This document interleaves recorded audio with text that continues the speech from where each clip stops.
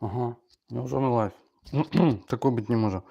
Так, сябры, я павінен хуценька парачку тэхнічных пытанняў вырашыць, таму што яны, на жаль, заўсёды пакуль узнікаюць і, напэўна, будуць узнікаць, да? Таму што як бы такова наша гуманітарная сіляві. Вось. Мы з гэтым з вамі ўжо нічога не зробім. Это называецца карма у нас будыстаў. Так, значыць, мы паспрабуем зараз вот эту спасылку, па якой я зараз з вамі размаўляю. Паспрабуем зараз яе кудысьці даслаць людзям. Это просто вот жах поўны, што адбываецца. Нешта я стварыў, а вось беларусы будызм ідзе лайф. Такім чынам мы зараз это открыем и передашлем одну спасылку, другую спасылочку. Ну, пачакайце секунду, это все будзе вельмі круто. Вот, я бачу, што сапраўды стрим ідзе. Гэта добрая, так сказать, навіна. Вось, я дасылаю спасылку у Telegram.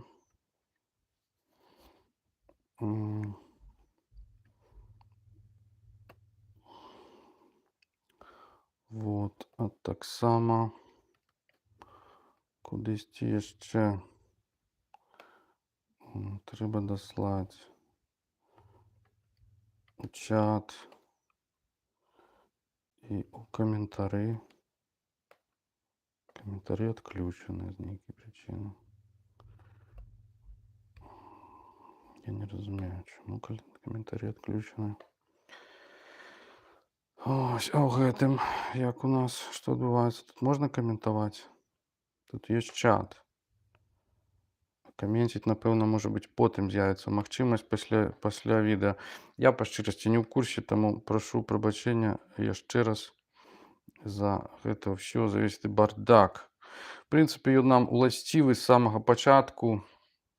Мы просто зараз лайф хайдзе, але мы пачакаем яшчэ нейкі час, пакуль людзі, якія думалі, што пачнецца стрим па іншай, так сказаць, па іншай спасылцы, пакуль яны зарыентуюцца і прыйдуць. Вось, у вас ёсць час падумаць пра вечнае, у вас ёсць час напісаць які-небудзь каменцік, накшталт таго, ці чуваць мяне, ці не чуваць, таму што это як бы наша вечная праблема. Вот, з гукам, так сказаць. Тут спрабуем нешта з ім прыдумаць, але пакуль не ўдаецца. Вось. Такім чынам. Што тычыцца зместу, то мы, ў прынцыпе, гатовы, але што тычыцца ўсяго астатняго, то мы, ў прынцыпе, як заўжды. Вось. Таму, так сказаць, вы ўжо так нас жорстка не судзіце, сябры. Вось, на Facebook я яшчэ абяцаў даслаць спасылку. Вот цяпер дасылаю. Калі раптам. Не, ну слухайце, спазненне 13 хвілін, мне здаецца, што это даволі такое нармалёвае, в прынцыпе, спазненне. Калі нехта штосьці нікудысьці хоча яшчэ напісаць, то можа. Вось, але мы паціху будзем падыходзіць. Я яшчэ толькі з вашага дазволу паставлю сябе чайку, таму што, ну, слухайце, ну што за гутарка пра будызм без всякага, так сказаць, чаю. Это ж не работа. Вось. Пакуль вы зберацёся, пакуль там хто-небудзь прыйдзе, то яно ўжо і чай зробіцца. А пад тое дзела я вас папрашу просто вот мне паведаміць. Ну, ўсё гэта ўзнікла з чаго, я вам пакуль што раскажу. Усё это знікла з таго, што я вырашыў паспрабаваць стрыміць з ноутбука, вось, з выкарыстаннем мікрафона, нейкага такого сапраўднага мікрафона. Вось, але факт той, што пры выкарыстанні таго мікрафона не ўдалося ні нейкі ўзровень гуку палепшыць, ні пазбавіцца вось гэтага тыповага, ці я б сказаў, фірмовага такога трэску, які бывае. падчас нашых стрымаў, да якога вы ўжо, я думаю, прызвычаіліся і нават ужо адчуваеце залежнасць ад яго некаторыя ўжо проста вот як сабачкі Павлова. Вось і мне здаецца, што гэта просто было не лепей. І вот гэты новы стрым запланаваны, все-таки ён быў створаны на этом ноутбуку, а калі перадумалі, што я перадумаў, што трэба все-таки вяртацца вот до таго фармату, якім выпрабавалі з вами мінулы раз, вось, то забыўся я перастварыць стрым у гэтым ужо новым фармаце. Вот. А чаму я вырашыў да яго вярнуцца? Бо я вам шчыра скажу, што я себе просто так адчуваю больш зняволена, бачыце, таму што як бы вельмі вельмі важна это просто ахвота менавіта нешта казаць і як бы пачуваць сябе пры гэтым вольна, так, каб думка нейкім чынам вольна развівалася, бо іначай это не цікава. Бо калі вы просто прывязаныя да мікрафону і чытаеце просто тэкст, які ў вас там на кампутары, там па паперцы, яшчэ нешта, вось, то ў прынцыпе я думаю, што людзям не цікава вас слухаць, ну ці прынамсі тое, што я па сабе мяркую, што просто мне асабіста не цікава слухаць людзей, якія просто чытаюць завучныя тэксты, яны все вельмі граматныя, вельмі, так сказаць, вывераныя літаратурна і па-ўсякаму. Вось, але это ну просто як бы это не той крышку жанру, якім я хацеў бы сябе паспрабаваць. Вось, ну, такім чынам я вырашыў, што гэта важней для мяне пачуваць сябе камфортна. Урэшце рэшт я ў прынцыпе раблю гэтыя стрымы, як вы разумееце, для сябе. Вось для таго, каб нейкім чынам сваю ўласную патрэбу задаволіць у нейкім, так сказаць, мысленні, развазе і нейкім такіх вось прыватных даследаваннях, што называецца, пэўных тэмаў. Таму, так сказаць, выбачайце, як бы это ўсё робіцца сапраўды, як вы бачыце, без усякай падтрымкі. Это раблю я без усякай падтрымкі там ні фінансавай, ні тэхнічнай. Вось, такім чынам, каму за гранты, так сказаць, цікавей глядзець, ну прашу. У нас поўны беларускі YouTube, вы можете там даведацца ўсё, што хочаце пра, не ведаю, там, пра тое, што вы ўжо, уласна кажучы, ведаеце. Але яшчэ раз просто паўтарыць ніколі. Вот, а я маю такую амбіцыю нешта вам паведаміць, чаго можа быць яшчэ не зусім, так сказаць, ведаеце. Ну, але гэта не точна. Так, калі нехта ўжо прыйшоў раптам, там нейкія to watching now, я думаю, што, в прынцыпе, этого дастаткова, таму што як бы галоўны разлік этого, мне, вядома, прыемна было прачытаць некаторыя вашыя каменты, там, што заўгодна. Вось, але галоўны это разлік да тое, каб просто гэта запісалася і засталося, так сказаць, што называецца. Для тых, хто захоча пазней вярнуцца і гэта ўсё паслухаць. На гэтай аптымістычнай ноце я налью сабе чайку і згадаю яшчэ одну такую дэталь, пра якую меўся таксама гаварыць на пачатку. Гэта пра папярэдні стрым. Вось, папярэдні стрым атрымаўся шалёна доўгі, ну вы разумееце чаму. Я так люблю пагаварыць, вот я ўжо спазніўся яшчэ, пачатак это самае расцягнуў. Вот, то бок той атрымаўся 2,5 гадзіны, поўны трындзец, але людзі, так сказаць, мужна вытрымалі, некаторыя там на 3 разы, так. Гэта я маю на ўвазе першую частку цыклю Беларусь і будызм, так. То бок фідбэк станоўчы, вось, прычым як ад беларусаў, так і ад будыстаў, вось, і як бы людзям спадабалася. Вот. Але, што называецца, застаўся адзін такі невялічкі должок. Значыць, должок у чым? Адзін з нашых гледачоў мне даслаў спасылку на Internet Archives, і там, значыцца, выкладзены нумар такога часопісу, дадатку да газеты «Культуры», які называецца «ЗНО». Нумар 28 за 95 год. Вось, значыць, і што вы думаеце? У гэтым нумары, 95 годзе, калі аўтар гэтага стрыма яшчэ, можна сказаць, хадзіў пешкі пад стол у Менскі лінгвістычны універсітэт, вось, ну там поўзаў хутчэй пад сталом пасля всякіх святкаванняў. Вот, ужо людзі разумныя тэму Варлама і Ясафата падымалі. І менавіта, значыць, у гэтым нумары паважаны аўтар Міцер Дзядзенка апублікаваў не толькі свае пераклады са старабеларускай, пераклады прыпавесцяў, якія сустракаюцца ў Варламе і Ясафаце, але і такі ўводны артыкул, бадай жа на старонку, там на паўстаронкі, пра Варлама і Ясафата. Вельмі цікавы, вельмі грунтоўны. Вось, трэба аддаваць даніну пашаны папярэднікам. Гэтага ў нас ніхто не робіць і не любіць рабіць. У нас людзі ўсё вынаходзяць з нуля, то значыць самі з сябе. Вось это ў прынцыпе правільна, таму што з будыйскага гледзяшча я это нуль. Вось, шун'ята. І такім чынам яны ніколі не азіраюцца назад і заўсёды пачынаюць з чыстага ліста. Я дапусціў тую самую памылку, таму што не меў доступу да ЗНО, а вот цяпер я зразумеў, што цудоўны артыкул напісаў тады Зміцер Дзядзенка. Зрэшты, ну, мы ведаем адзін аднаго. Зміцер пісаў свой час для літражу, дакладней публікаваўся на літражы. Вось, і наогул гэта цудоўны беларускі аўтар, журналіст, гумарыст, калі хто не ведае, і нават, мне здаецца, бард, паэт-песеннік. І, значыць, ён з Воршы паходжання, менавіта таму пачынаюся нядзелю, а тут стрым. Дзякуй за каментар. Значыць, Зміцер з Воршы, таму ўсё, што тычыцца Куценьскага манастыра, а менавіта там быў апублікаваны пераклад старабеларускі Варлама Ясафата, значыць, яго заўсёды цікавіла. І вось ён у гэтым артыкуле згадвае нават пра тое, што яшчэ ў 14 стагоддзі існаваў так званы наваградскі спіс, наваградскі рукапіс аповесці пра Варлама Ясафата. Даволі цікавая дэталь. Вось, адным словам, дзякуем Змітру, дзякуем тым, хто даслаў нам спасылку на артыкул.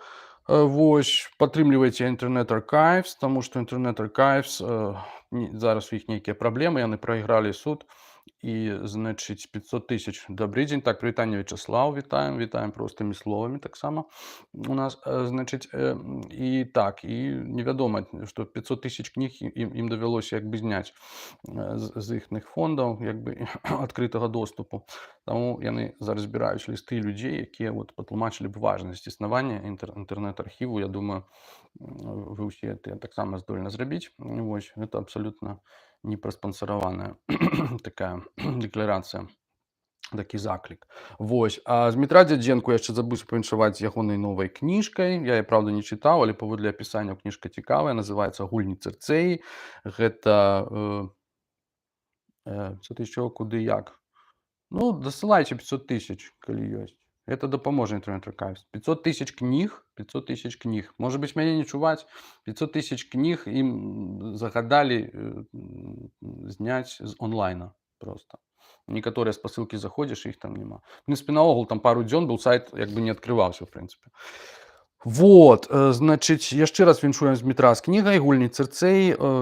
Рэтра-дэтэктыў, дзеянне адбываецца ў Воршы, дзе вы думалі, у 20-х годах. Так што, як бы, вітаем Змітра. Я ведаю, што ён часам слухае нашы стрымы. Вось, прынамсі, першы стрым пра будызм і дэтэктыў ён слухаў дакладна.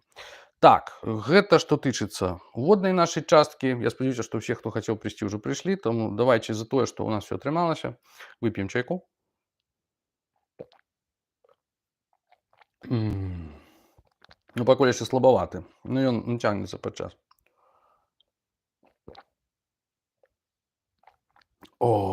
Ну, і, так сказаць, як нам уласціва, пачнём з цытаты. Зноў жа па-расейску, таму што беларускага перакладу не знайшоў. Брахманы, услыхав, что славный шах остановился с войском в их краях, все вышли из своих пещерных келей и обсуждать события это сели. И написали шаху-мудрецу письмо. Хвала на небесах Творцу, а на земле, в юдоле нашей бренной, хвала тебе от нас, благословенной. Мы служим Богу, так пошли нам весть. Зачем пришел? Чего ты ищешь здесь? Страна у нас бедна, что с нас возьмешь ты? Земных сокровищ здесь не обретешь ты. Мы волей и терпением сильны, мы счастьем знания истинным полны. Терпение наше все превозмогает, а знание людям зла не причиняет. Ты здесь, в долинах и степях пустых, людей увидишь нищих и нагих. Коль ты у нас задумал утвердиться, то с войском здесь тебе не прокормиться. Вот к шаху прибыл их гонец с письмом, пешком. Одежды не было на нем. Лишь бедра темные свои облек он повязкою из травяных волокон. И было нечто у него в глазах, что содрогнулся сердцем славный шах. На месте том простился он с войсками, поехал лишь с немногими мужами. Все мудрецы святые той земли с высоких гор встречать его сошли. Прислушался к речам их шах великий, вгляделся в удивительные лики. Все были босы и обнажены, но света и величия полны. Одежды их из листьев облекали, плоды лесов их пищу составляли. Не ведая о битвах и пирах, они в долинах жили и в горах. Хоть полны разной дичи степи были, охота и убийство им претили. Питье их было чистая вода, плоды и злаки дикие, еда. Он спрашивал их, что вам служит пищей, как вы возводитесь в свои жилища, вы чем и как сражаетесь с врагами. И отвечал глава над мудрецами. О, солнце славы, доблести звезда! Мысль о войне издревле нам чужда. У нас тепло, нам не нужны жилища. Самой природой нам дается пища. Зачем парчой нам тело украшать? Ведь смертного Нагим рождает мать. Нагим уходит смертный в недра праха. А мир– обитель горя, скорби, страха. Алчбы мы чужды, вечность наша цель. Нам кровля небо, а земля постель. К чему мироискателя старания, его богатство и завоевания? Ведь сколько б ни собрал сокровищ он, в свой час он все утратить обречен. Блажен, кто к благу вечному стремится, а вся земная слава истребится. «Кто бодрствует во сне?» – спросил владыка. «Чей не простится вечно грех великий? Кто в слепоте душевной, средь забот, не знает сам, зачем он здесь живет?» Брахман в ответ. «О, светоч мироздания, пречистый шах, взыскующий познания! Грешнее всех, исполненный алчбы, завоеватель, баловень судьбы. Коль ты духовным взором обратишься сам на себя, ты в этом убедишься. Ведь вся земля захвачена тобой, сам небосвод, как будто данник твой. А ты не сыт, хоть миром обладаешь, мозг из земли исторгнуть ты желаешь. Душой ты ада алчишь, устрашись, от войн кровопролитных отрешись. Еще спросил их Искандар Великий. Кто ж на стезе неправды наш владыка? Сказали, то алчба, душа греха, основа зла, она к добру глуха. Спросил он, в чем же суть алчбы всеядной, ненасытимой, низкой, зверски жадной? Брахман ответил, алчность и нужда – два демона не спящих никогда. Один иссох и злого полн упорства. Другой не спит ночами от обжорства. Сразит обоих колесо времен. Блажен, кто к правде духом устремлен. Внял Искандар, и цвет его ланит стал желтым, как поблекший шамбалит. Его лицо морщинами покрылось, слеза из глаз невольно покатилась. И он спросил их, в чем нужда у вас? Просите, все исполню в сей же час. Ответили, со смертью в бой иди, от смерти нас, коль можешь, огради. Сказал он, дни бегут неудержимо, и в мире только смерть непобедима. Будь ты хоть из железа сотворен, тебя пожрет таинственный дракон. Увянет юный цвет, иссякнет сила, и не спастись от старости унылой. Сказал Брахман, о, властелин мудрец, всем одарил тебя благой Творец. Ты словно солнце разумом сияешь, что не избегнуть смерти нам ты знаешь. Что ж ты возжаждал мир завоевать, войн ядовитым воздухом дышать? Умрешь, твоя десница все утратит, и враг плоды трудов твоих захватит. Зачем ты страшной тяготой такой обременился? Где он, разум твой? Безумие в юдоле нашей бренной надеяться на этот мир мгновенный. Ответил шах, я раб, и не дано мне приступить, что небом решено. Потом Брахманов щедро одарил он, но в их стране недолго прогостил он. Обиды никому не причинил и вдаль стопы на запад устремил. Вось такі верш ці дакладней урывак з паэмы старажытнай паэмы Фірдаўсі, Шахнаме, канец 10-го, пачатак 11-го стагоддзя. Пераклад В. Дзяржавіна.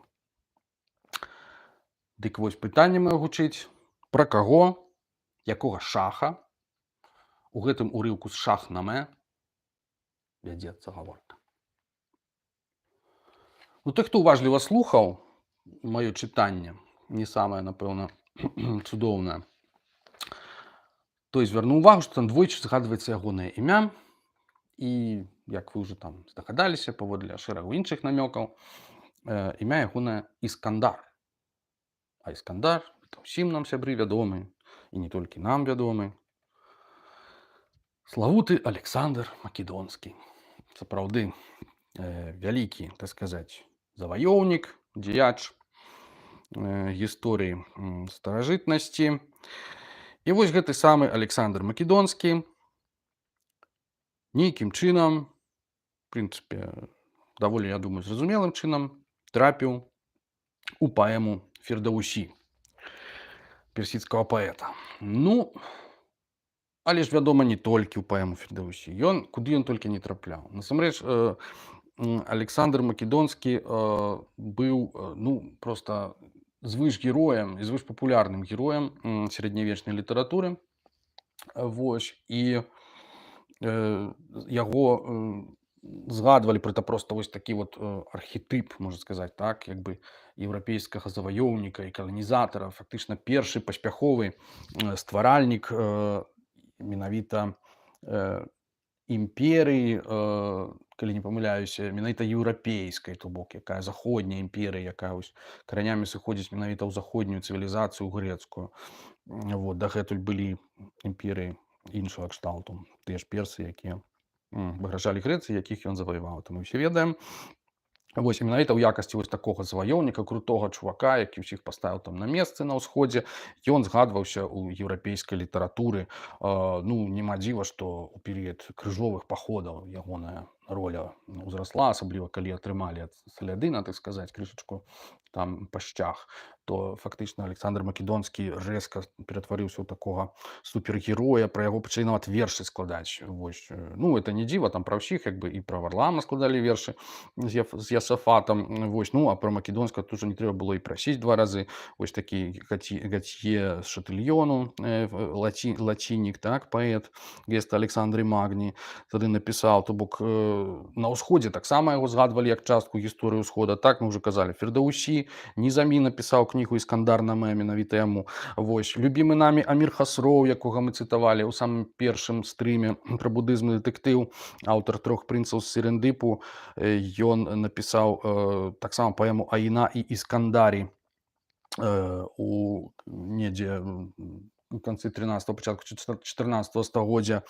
І у гэтай паэме Александр не проста там дае нейкім, як у еўрапейскіх варыянтах, значыць, тым персам усходнім устаўляе мазгі, а тут ужо у персідска-індыйскага паэта Хасрова ён устаўляе мазгі кітайцам, сябры, і нават манголам. Абсалютна, это як бы, ну, дакладней, не зусім. Не то, што манголам ён непасрэдна устаўляе, але калі мы гаворым кітайцам, маецца на ўвазе манголы, таму што як бы нібыта Александр кітайцаў перамог, вось, і, значыць, Хасроў гэтым мае на ўвазе, што, так сказаць, заклікае да супраціву менавіта мангольскай заваёве у той час. Вось. Вядома, гэта кантрафакт, ніякай вайсковай, так сказаць, сустрэчы ваеннага канфлікту паміж Александрам канкрэтна і кітайцамі не было. Вось, але ў Хасроў ён знікае. Такім чынам, як бы Александр у літаратуры проста вот суперпапулярны персанаж, паўсюль ён існаваў, паўсюль выкарыстоўваўся са сваімі мэтамі. Вось. І існуе нават, я вот знайшоў, што нават эфіопская версія існавала. Вось, у перакладзе, так сказаць, этой легенды пра Александра. Ну, сябры, што называецца, раз існавала эфіопская, то павінна была існаваць беларуская. Ну, і, як вы ведаеце, яна існавала. Старабеларуская версія. Вось, вядомая нам усім як Александрыя. Вось, яна з'яўляецца прыблізна у 16 стагоддзі. Значыць, не так даўно, калі можна так сказаць, ну як не так даўно, адносна недаўна, недзе 15 гадоў таму Александрыя разам з іншымі творамі сярэднявечнай беларускай літаратуры, прозы, была зноў надрукаваная, выйшла кнігай. Вось у новым перакладзе, значыць, выдаў эту кніжку Алесь Бразгуноў, і у 2009 годзе выдавецтва кнігазбор. І беларускі кнігазбор, так? І, значыць, тут ён піша, што ва ўсходніх славянаў, ну агулам, так, не канкрэтна ў Беларусі, а проста ўжо у нейкіх перакладах з грэцкай Александрыя карысталася вялікай папулярнасцю ўжо ў 12-13 стагоддзі, так. Ну, практычна тая ж гісторыя, што з Варламам і Асафатам.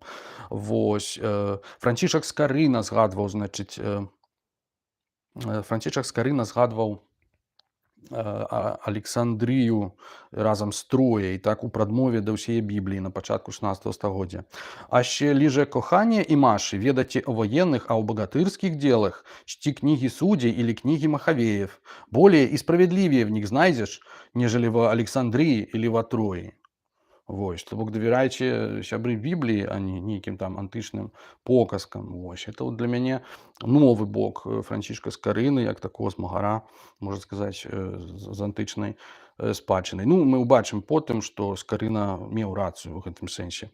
Вось, адкуль узялася, значыць, у Беларусі гэтая Александрыя? Ну, крыніц было некалькі. Бразгуноў піша, што ацалелі, значыць, 5 беларускіх спісаў, значыць, і адзін урывак. Яны належаць як да лацінскай, так і да сербскай рэдакцыі рамана, то бок былі дзве, так? Вось. У сваёй кнізе 2009 года, значыць, Бразгуноў публікуе адзін з варыянтаў на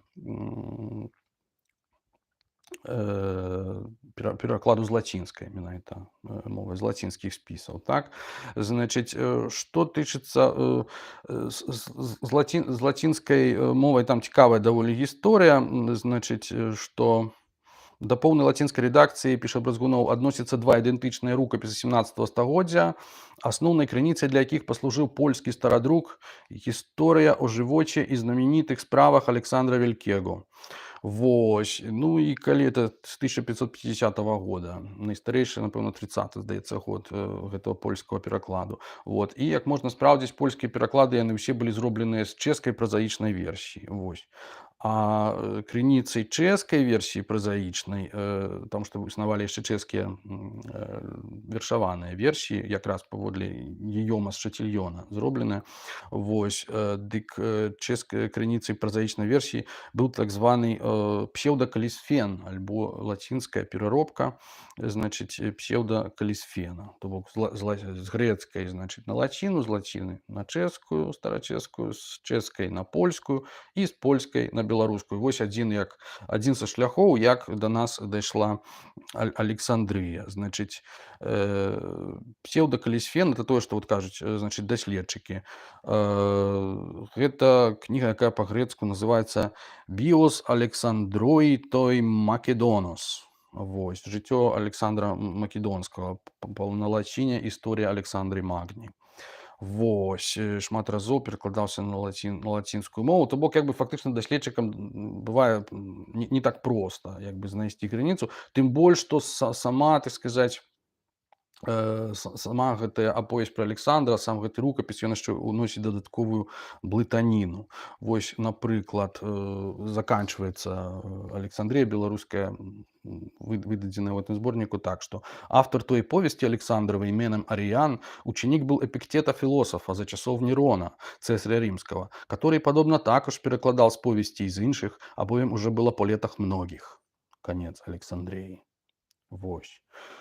Ну, так маецца на ўвазе, што і сам Арыян, які Флавій Арыян, які сапраўды жыў у другім стагоддзі нашай эры, то бок недзе 400 гадоў пасля Александра Вялікага, ён таксама мусіў ужо карыстацца іншымі крыніцамі і сапраўды імі карыстаўся. Вот. Ягоная кніга называется «Анабасіс Александра». То бок это самая поўная версія гісторыі александравых паходаў. Вось таксама Арыян вядомы аўтар кнігі «Індыка», вось у якой карыстаўся многімі звесткамі, якія здабылі падарожнікі ці спадарожнікі Александра Вялікага. Вось. То бок абапіраўся на творы відавочцаў і сваіх папярэднікаў. Гэта тое, што кажа гэты рукапіс сам пра сябе. Іншыя варыянты рукапісу, кажу, прыпісваюць гэты рукапіс Калісфену і гэтак далей. Ну, зноў жа, сітуацыя даволі падобная да Варлама Ясафата, калі ён прыпісваўся Іану Дамаскіну, а насамрэч аказаўся творам Яўхіма Афонскага, так, наколькі памятаю. Дык вось, сябры, Александрыя. Што, значыць, у Александры Македонскім настолькі прываблівала нашых з вамі продкаў? Вось чаму ён ўсё-такі быў настолькі папулярны, апрача там таго, што аўтараў прывабліваў вось той палітычны аспект, пра які я казаў, а вось чытачоў саміх, так, што прываблівала. Ну, я не пабаюся выказаць такую думку, што іх прываблівала акурат тое, што нас з вамі сёння ўжо адштурхвае. Ну, ці прынамсі, калі казаць пра мяне самого, то это адназначна. Вось. То бок, як бы, Александр Македонскі, это вось калі пачытаць, это абсалютна такі, ну, гледзячы буддыст, абсалютна антыбуддысцкі персанаж. Вось. Антыпод будды Шакьямуні. Вось. Ну, пачнём з таго, што ён абвясціў сябе Богам. Ну, то бок, яго абвясцілі Богам, значыць, падчас ягонай, так сказаць, заваёвы Егіпта. Вось. Гэта не было праўдай, але як бы ягоны бацька там па сюжэце, які, так сказаць, даведаўся пра тое, што прыйдуць персы захапіць Егіпет, ён уцёк, як бы цар, так, Егіпту, ён уцёк у Грэцыю, там жыў неяк ананімна, абсалютна там інкогніта. Вось гэта даволі такі буддысцкі персанаж. Вось.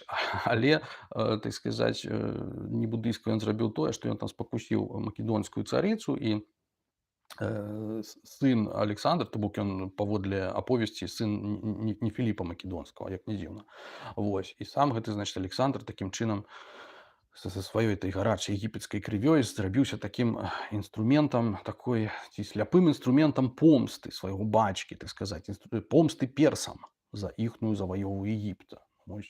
Такі вось круты замес адразу на пачатку Александрыі. То бок, але той факт, што Александр потым як бы у выніку свайго жыцця вось толькі гэта і робіць, што помсціць, так сказаць, што ён фактычна такая марыянетка от свайго бацькі, якога там потым забіваюць, але дзела яго жыве, так сказаць, у Александры. То гэта ўжо, вядома, такі як бы не буддысцкі факт. Вот.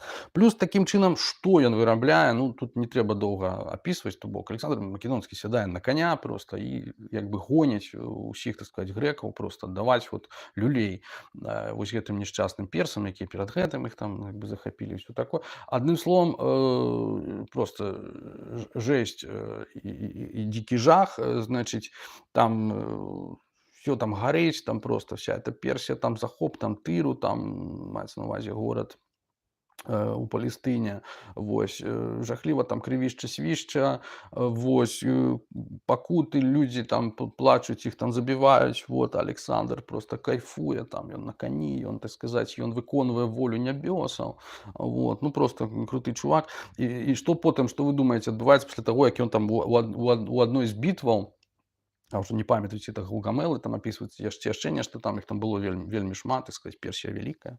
Вот. Яны там, типа, рашучая бітва, калі яны там паводле Александрыі 300 000 персаў просто вот у адной бітве паклалі. Ну, вядома, гэтым лічбам не трэба верыць, вот, таму што такіх войскаў не было ў той час.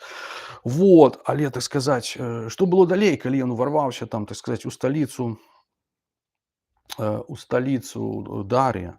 Вот. А там на Дар'я ўжо нейкія людзі там падсуеціліся, што называецца, і зрабілі замах, там вырашылі яго забіць як мага хутчэй, але не забілі, так сказаць, не дабілі, што называецца. Вось. І ён, это Александр, убягае і раптам пачынае з ім там братацца.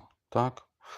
На ўсё тое, гледзячы ў здзіўленні, Александр прыйшоў праз палац у спачывальню, дзе ляжаў напаўжывы Дарый. Убачыўшы яго, зняў з сябе Александр царскую шату і рухомай міласэрнасцю прыкрыў і прыабняў, з плачам суцяшаючы: «Трымайся, цар Дарый, ды падымайся. Як раней кіраваў ты сваёй дзяржавай, так і цяпер прымі персідскую карону і спраўляй уладу. Прысягаю наймацнейшымі тваімі багамі, што сапраўды аддаю табе ўсю тваю дзяржаву і жадаю з табой спажываць як сын з родным бацькам. Назаві мне ворагаў тваіх, каб праз помсту мяча узялі яны апошнюю плату». І Дарый, узняўшы рукі свае, абняў яго і цалаваў у грудзі, шыю і рукі, кажучы: «Сыне Александру, як поўна і дастаткова выявілася твая мудрасць». Вот это мудрость. А нахера вы поклали 300 000 человек папярэдне? Растлумачце. То бок для того, каб просто абняцца, потым і сказаць, усё застаецца як ёсць. То бок ты кіруеш надалей першай, а я сыходжу это самае. Ну, цікавая логіка, не чужая, скажем так, пэўным людзям і ў сучаснасці, але, скажем так, што, скажем так, пашанцавала Александру ў тым сэнсе, што Дарый ўсё-такі памёр, і Александр стаў, так сказаць, валадаром усіх ягоных ўсёй этой краіне, так сказаць. Ну і што ён там зрабіў, значыць, гэты мудак, калі так груба кажучы. Ну ён проста гэтых персаў, якія нібыта карысталіся раней, значыць, свабодай, быліцамі, ён проста іх всех падпарадкаваў, там увёў свае, значыць, законы. Ну, што праўда, пабудаваў, значыць, дарогу прамую, значыць, з Персеполіса там у Македонію. Вось. А тых, што яго забілі, которые, ну, Дарыя маецца на ўвазе, значыць, ён сказаў такое: «Тыя, што забілі Дарыя, непрыяцеля майго, падыдзіце да мяне і атрымайце справядлівую плату. Прысягаю сваімі найвялікшымі багамі і найлюбаю маці сваёй, што атрымаеце ад мяне годную справядлівую плату». Ну, так яно і атрымалася. Вось. Калі яны прыйшлі, ён загадаў, сказаць, рыцарам схапіць іх, звязаўшы, павесці да магілы Дарыя і там сцяць ім галовы. Вось. «Вялікі цар, ці ж не ты прысягаў вялікімі багамі і здароўем маці сваёй, што не прычыніш нам благога?» – пачалі галасіць мужабойцы. «Сапраўды, я абяцаў, што атрымаеце ад мяне справядлівую плату», – адказаў Александр. «Вы ж ніколі не прызналіся б, каб я чым не пакляўся?» Иногда не до законов. Ад самого пачатку меў я намер, каб злачынныя мужабойцы сплацілі жыццём. Ось які ён хітры, абдурыў этих двух, так сказать, нягоднікаў. Ну, в принципе, адзін нягоднік другого. Вот, так сказать. Ну, і за тыя словы пачалі персы ўслаўляць Александра як бога. Вось, ну, такім чынам, вось, яны это ўсё зрабілі, значыць, ніякай свабоды ўжо персам, значыць, не засталося. Вось, дзяржаву ён знішчыў, пачынае прыроду ён там нішчыць, значыць, ну, мы про это пагаворым потым, яму про это там адкрытым тэкстам потым скажуць. Але вось такі эпізод даволі красамоўны, значыць, які крышачку нагадвае гісторыю Гільгамеша і Энкіду, но мы не про это зараз. Затым дайшлі да нейкай ракі, пры якой зрабілі прывал. О 10 гадзіне раніцы з'явіўся да іх высачэзны чалавек, дзікі і калматы, як вяпрук. І голас таксама меў вяпрыны, і не казаў нічога, а ўсё як бы скрыгатаў зубамі. Убачыўшы, загадаў Александр сваім рыцарам схапіць яго і прывесці да сябе. Кінуліся да яго рыцары, але ён ніколечкі не збаяўся і стаяў перад імі без страху. Тады загадаў Александр прывесці якую-небудзь дзяўчыну, зняць з яе адзенне і паставіць перад тым зверам. І той дзікун, кінуўшыся, парваў яе, маецца на ўвазе, відаць, адзенне тое, а потым адскочыў у бок ды моцна зарычэў і заскрыгатаў зубамі. Загадаў Александр дзяўчыну тую ў яго адабраць. Ён жа, як найлюцейшы звер, пачаў кідацца. Тады з вялікай цяжкасцю ўхапілі яго і паставілі перад Александрам, які падзівіўся з аблічча ягонага, а потым загадаў звязаць і спаліць. Вот так вот. Вось, ну, потым пачынаюцца, значыць, Александру там прыпісвацца розныя всякія цуды, некаторыя з тых, што учынялі да яго антычныя героі, кшталту Персея, як Персей перамог Гаргону, там гэтак Александр перамагае Васіліска з дапамогай, значыць, так сказать, вялікага люстранога шчыта. Вось, ён ужо потым і на дно мора ён выпраўляецца ў нейкім такім шкляной шафе, такой шкляным батыскафе, можна сказаць так. Вось, сірэнаў ён там сустракае, якія, значыць, ухваціўшы якога мужа, вялі яго да трасціны, а там з ім чынілі целесны скутак аж да умарення. Цягнулі ў трыснёг і там, так сказать, займаліся, вось, плотскай жарсцю, пакуль яго, так сказаць, не у этого.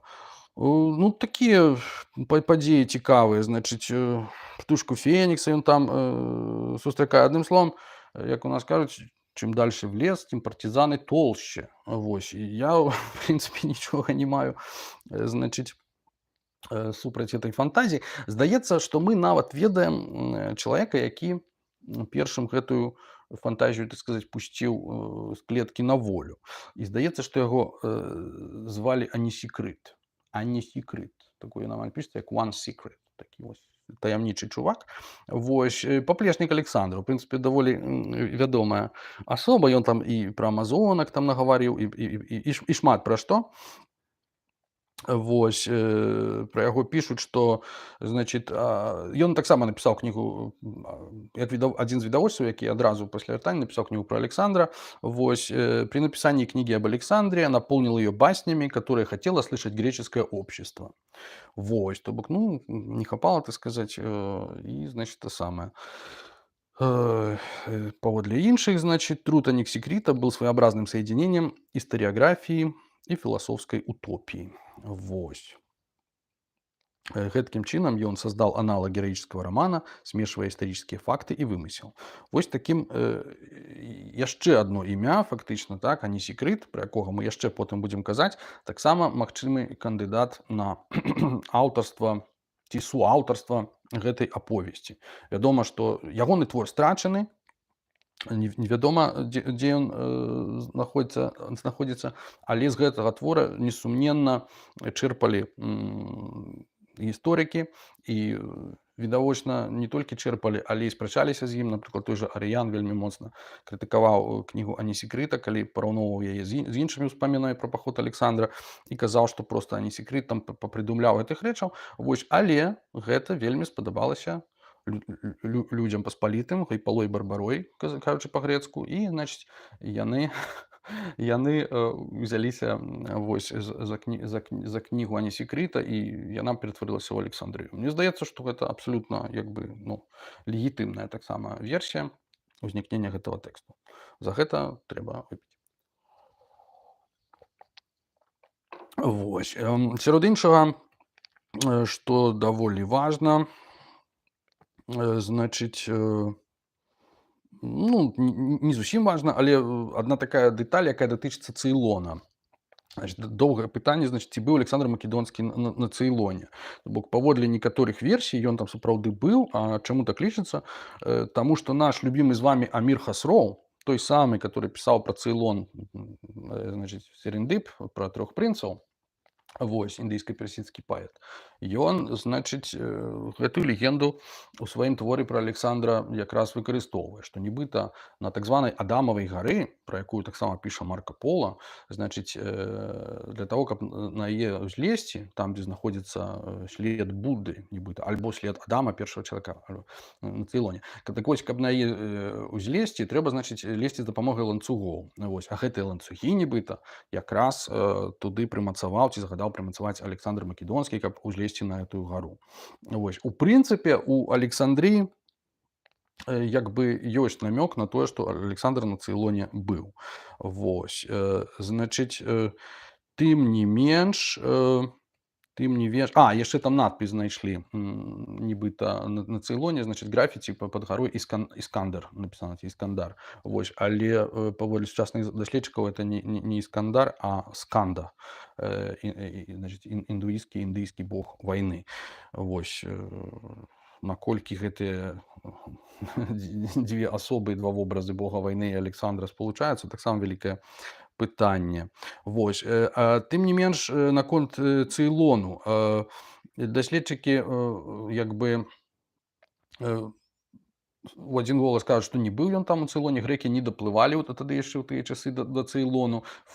Флот Неарха, які ён адправіў, так сказаць, ісці з ім на, так сказаць, недзе там спалучэнне, недзе у персідскай затоцы, дык ён якраз павярнуў у персідскую затоку і даплыў недзе там да сучаснага Іраку, там да Вавілону. Вось, то бок не паплыў на поўдзень далей. Вось. Хаця Анісікрыт, той самы ўжо згаданы, ён быў такі крышачку авантурыст. Мы пра яго яшчэ пагаворым. Ён, натура была такая вельмі, сапраўды, няўрымсная. І ён, хаця ў сваім творы ён выдаваў сябе за нейкага там кіраўніка флоту, так, наварха. Вось. Насамрэч ён быў проста стырнавым аднаго з караблёў. І ён, так сказаць, этому адміралу Неарху кажа: "Паплыли на поўдзень". Маўляў, што мы там это самае паплывём, вось там Александр хай ваюе, а мы паплывём там даследуем, што там за берагі, там Індыя, это ж цікава. Вот, заваюем самі сабе нешта такі. Ну, тыповы такі каланізатар, канкістадор. Вось, ну, Неарх яму это забараніў рабіць, вот, і такім чынам яны туды ўсё-такі не даплылі, але пра востраў Цейлон, пра Шры-Ланку, Серендып, а по-грецку Тапрабана называецца гэты востраў, все-таки ён згадвае ў якасці першага, то бок самая першая згадка у грэцкіх крыніцах это менавіта Анісікрыт. Вось. І потым на гэтых многіх звестках, значыцца, грунтуецца апісанне першай Індыі, вось, і гэтак далей. То бок цікавы персанаж. Вось, тым не менш, выснова, не быў Александр Македонскі на Цейлоне, вось, а вось паводле Александрыі нашай, так сказаць, это паводле гісторыі, ён там не быў, а паводле Александрыі ён там быў, натуральна, хаця там не называецца адкрытым тэкстам, але паводле апісання, калі параўнаць апісанне нейкага храму, якое ён наведвае, і апісанне той гары Адамавай на Цейлоне, яны падобныя. Але што адбываецца, якая дэталь?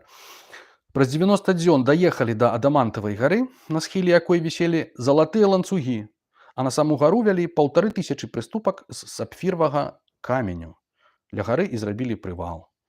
Вось. Назаўтра прынёс Александр ахвяры сваім багам, а потым з 12 сваімі князямі ўзышоў па згаданых прыступках на гару. Это все, вядома, цудоўна, там убачылі нейкі палац, значыць, дом сонца, там бачыць нейкае дрэва, вось гэты такі аналаг дрэва Бодхі, там такое адчуванне. Вось. Пазней это припісвалі, што там на той гары нібыта пахаваны Адам. Вот, ну, прабачка Адам, як бы першы чалавек. І гэтак далей, гэтак далей. Але факт той, што паводле Александрыі, калі ён туды ўжо прыйшоў, ланцугі ўжо віселі, сябры. На схіле якой віселі залатыя ланцугі. То бок не ён загадаў іх павесіць. Дзіўна, што ён іх не спёр адтуль і не завёз да сябе, паколькі яны нібыта былі з золатам. Вось. Ланцугі там віселі яшчэ даволі доўга, это самае, яшчэ нават 19 стагоддзі іх там бачылі на этой гары на Цейлоне. Але такім чынам гэта ўсё наконт Александра і Цейлона. Гэта легенда. Вось. Идем далей. Уласна кажучы, набліжаемся да самой сутнасці нашай сённяшняй размовы. То бок, так, існаваў Александр Македонскі, існавала Александрыя, існавала яна па-беларуску, а прычым тут буддызм, уласна кажучы. А буддызм нам, сябры, пры тым, што мы зараз нап'ёмся чайку і перайдзем да другой буддыйскай часткі нашага марлезонскага балета.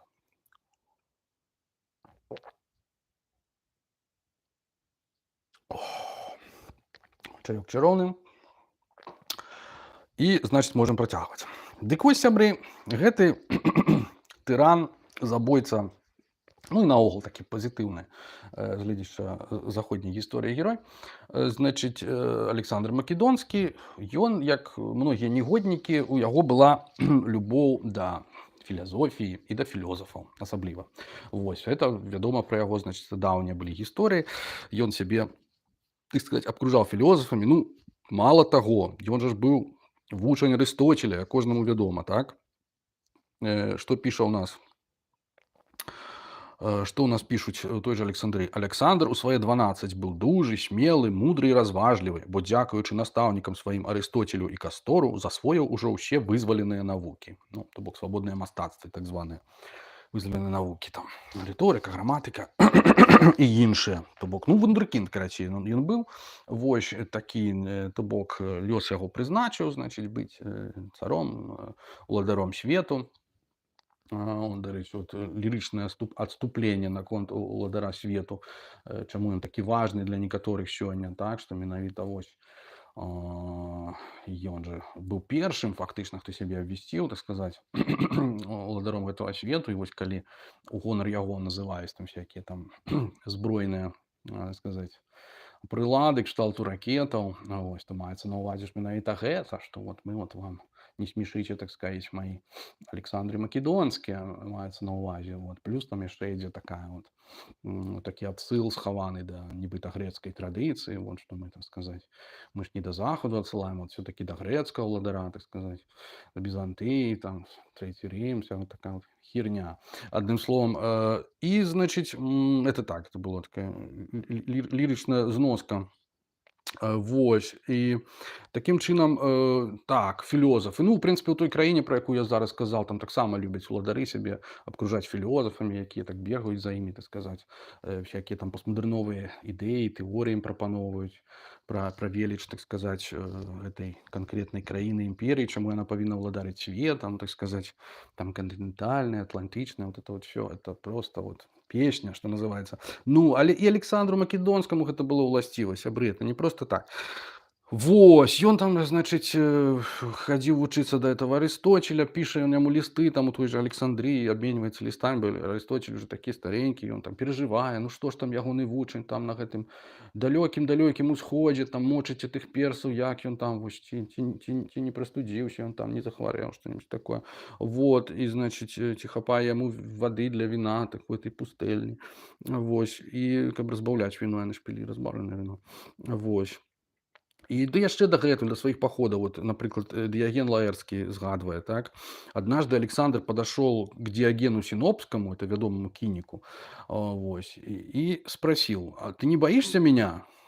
«А что ты такое?» – спросил Диоген. В принципе, дастаткова уже было об этом сказать, але ён яшчэ удакладніў Дыяген. «Зло или добро?» «Добро», – сказал Александр. «Ну, кто же боится добра?» Так, спытаўся Дыяген. Ну, тут даволі цікавая штука, што Дыяген, паводле таго ж Дыягена Лаэрскага, вельмі вядомая кніжка, вот, пра жыцці, вучэнні і выказванні знакамітых філёзафаў.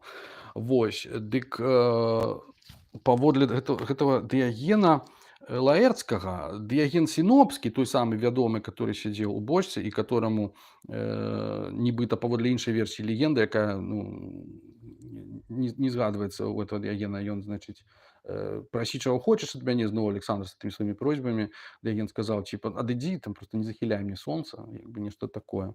Вот, на што Александр нібыта сказаў: «Вот, калі б я не быў Александром, я быў бы Дыягенам». Да, 100% ты быў бы Дыягенам. Значыць, это самае. І дык вось ён, самае цікавае, што гэты Дыяген, які сядзеў у бочцы, значыць, ён быў настаўнікам, каго б вы думалі? Анісікрыта. Этого самого Анісікрыта, які плаваў на караблі, значыць, так сказаць, ну, спачатку па зямлі вандраваў, а потым плаваў на караблі пад, так сказаць, пад камандаваннем этого Неарха, так сказаць, у рамках этого македонского флота. То бок удзельнік паходу Александра, які якраз напісаў гэтыя ўспаміны, пра якія мы казалі. То бок у якіх гэтыя все фантастычныя выдумкі, якія яшчэ ў антычнасці спрабавалі абвергнуць, вот, гэтае ўсё і апісаў. То бок это нездарма. Мне вот такое адчуванне, што пэўная сувязь ёсць, мы потым на ёй яшчэ спынемся. Вось, дык вось Александр, ён сапраўды, у яго была такая рэпутацыя, што такое рэпутацыя? Это нешта, што чалавек сам сабе стварае, так, пры дапамозе сваіх сяброў. Вот, тагачасных медыа. У яго была такая рэпутацыя вось мудраца, так, што і вось нават ва ўрыўку, у якім мы чыталі ў гэтым дыялогу з гэтымі брахманамі нейкімі, вось, яны некалькі разоў паўтараюць, там яго называюць: «Ах ты мудрэц просто, вот і што там, невядома хто». Вот, і тым сам, то бок ён сапраўды як бы любіў з філёсафамі патусавацца. Вот, некаторыя ўчынкі ягоныя сапраўды яны такія вот неардынарныя, што называецца. Напрыклад, самы вядомы з іх это гардыйскі вузел, так. Значыць, гэты гардыйскі вузел калісьці завязаў там цар Мідас, по-мойму, вот, і прывязаў там яго нейкі воз і сказаў, што той, хто развяжа гэты вузел, той будзе валодаць Азіяй. Так, это самае. Ну, Александру вельмі хацелася валодаць Азіяй, і ён так просто па-дзэнаваму просто ўзяў і мячом это рассек гэты вузел. Это сапраўды, это просто вот вельмі такі дзэнавы адказ на клан, якім з'яўляецца гардыйскі вузел. Вот, то бок, як бы, тут можна ў плюс яму запісаць вот гэты факт. Вот. Ну і, значыць, што б далей было? І вось калі ён выпраўляўся ў гэты свой паход, вось, супраць Персіі, то калі верыць той жа самай Александры, вось, ён, значыць, пісаў, што: «Значыць, вам, афіняне, пішам, каб прыслалі да нас 10 філосафаў, з дапамогай якіх хачу я зрабіць свой розум вастрэйшым. Вось, нічога іншага нам ад вас не патрэбна, толькі гэта. Бойцеся нас, як цара і пана свайго». Вось так пісаў Александр. То бок замаўляў сабе філосафаў, вось, згадваецца там нейкі, значыць, філосаф Эфес, Вось невядома, я не знайшоў, што за ён, вось нейкі ягоны прыяцель. Значыць, а не секрэт, мы згадвалі, значыць, потым там былі з ім паплылі такія людзі, выправіліся ў паход такія людзі, як Анаксарх і Пірон. Пра іх мы згадаем, то бок нейкая жменя філёзафаў грэцкіх сапраўды у Індыю выправілася. Вось. Чаму яны туды выправіліся? Маецца на ўвазе ў Персію, пасля дайшлі да Індыі. Чаму яны туды выправіліся? Таму што, ну, відаць, нейкая цікаўнасць. Не таму, што Александр ім, можа быць, загадаў, да? Але проста самім, як бы, ну, я думаю, што ў ягоным войску там былі спецыялісты самага рознага кшталту.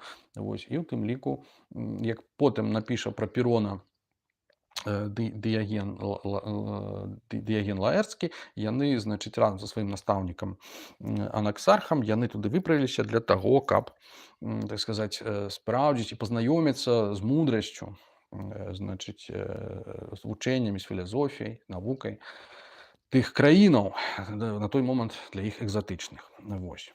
То бок гэта быў такі адзін з намераў. Ну, ў прынцыпе, это не настолькі, як бы, і дзіўна, мне здаецца, да? Калі мець на ўвазе тыя маштабы этой выправы. Дык вось, гэтыя прадстаўнікі антычнай філазофіі, вось, такога, можна сказаць, ну, розных плыняў, вось, але такой, як бы, ну, філазофіі, у якой, так сказаць, на першым месцы лёгас, да, можна сказаць, вось нейкі лагічны развай, то бок рацыянальнай фактычна філазофіі, яны, значыць, трапляюць у Персію, а пасля даходзяць ажно да Індыі, і там сустракаюцца з чымсьці для іх невядомым. Тыя, з кім яны сустракаюцца, называюцца па-грэцку, як вы, магчыма, ведаеце, гімнасафісты. Вось, цвёрдым Г, гімнасафісты, это значыць голыя філёзафы, голыя мудрацы, вось, голыя аматары мудрасці. І вось урывак з нашай Александрыі, у якім гэта апісваецца. Затым павёў Александр сваё войска на гімнасафістаў. Гімнасафісты – людзі, у розумах якіх няма месца для пыхі, яны не ваююць, не сварацца і ходзяць голыя. Не маючы гарадоў, жывуць у пячорах і ў горных скалах. Даведаўшыся пра надыход Александра, цар іхны паслаў яму такі ліст. Смяротныя гімнасафісты чалавеку Александру. Даведаліся мы, што ідзеш на нас вайной, з чаго моцна здзівіліся, бо не маеш чаго ў нас узяць. Нават целы свае не маем дзе схаваць. Што ж ты ў нас можаш узяць? Калі ж будзеш з намі ваяваць, мы не адмовімся ад свайго простага жыцця. Прачытаўшы ліст, паслаў Александр да гімнасафістаў паслоў з звесткай, што прыйдзе да іх з мірам і радасцю, а потым сам паехаў. Паглядзеўшы, што ходзяць голыя і жывуць ва ўкрыццях ды пячорах, асобна ад дзяцей сваіх і жонак, важны момант, асобна ад дзяцей сваіх і жонак, спытаў Александр: ці маеце вы магілы?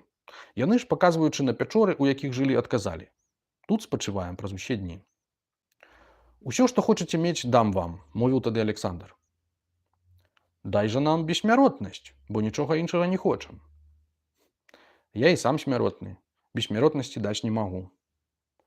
О, няшчасны, навошта ж ты і туды, і сюды кідаешся, і без таго немалое зло павялічваючы? Тут у беларускім перакладзе, ну, яшчэ старабеларускім перакладзе Александры, а можа быць, нават яшчэ і ў польскай версіі, памылачка, бо наступная фраза припісваецца якраз гімнасафістам. Але калі параўноўваць з Фірдаусі, то гэтая фраза павінна належаць не гімнасафістам, а ўжо самому Александру.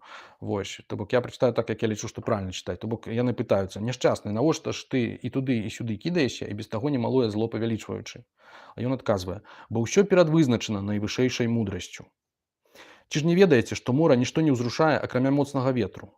Хацеў бы і я жыць у спакоі, але маю ў сабе духа, які так моцна пануе над розумам, што ніяк не дае мне спакою.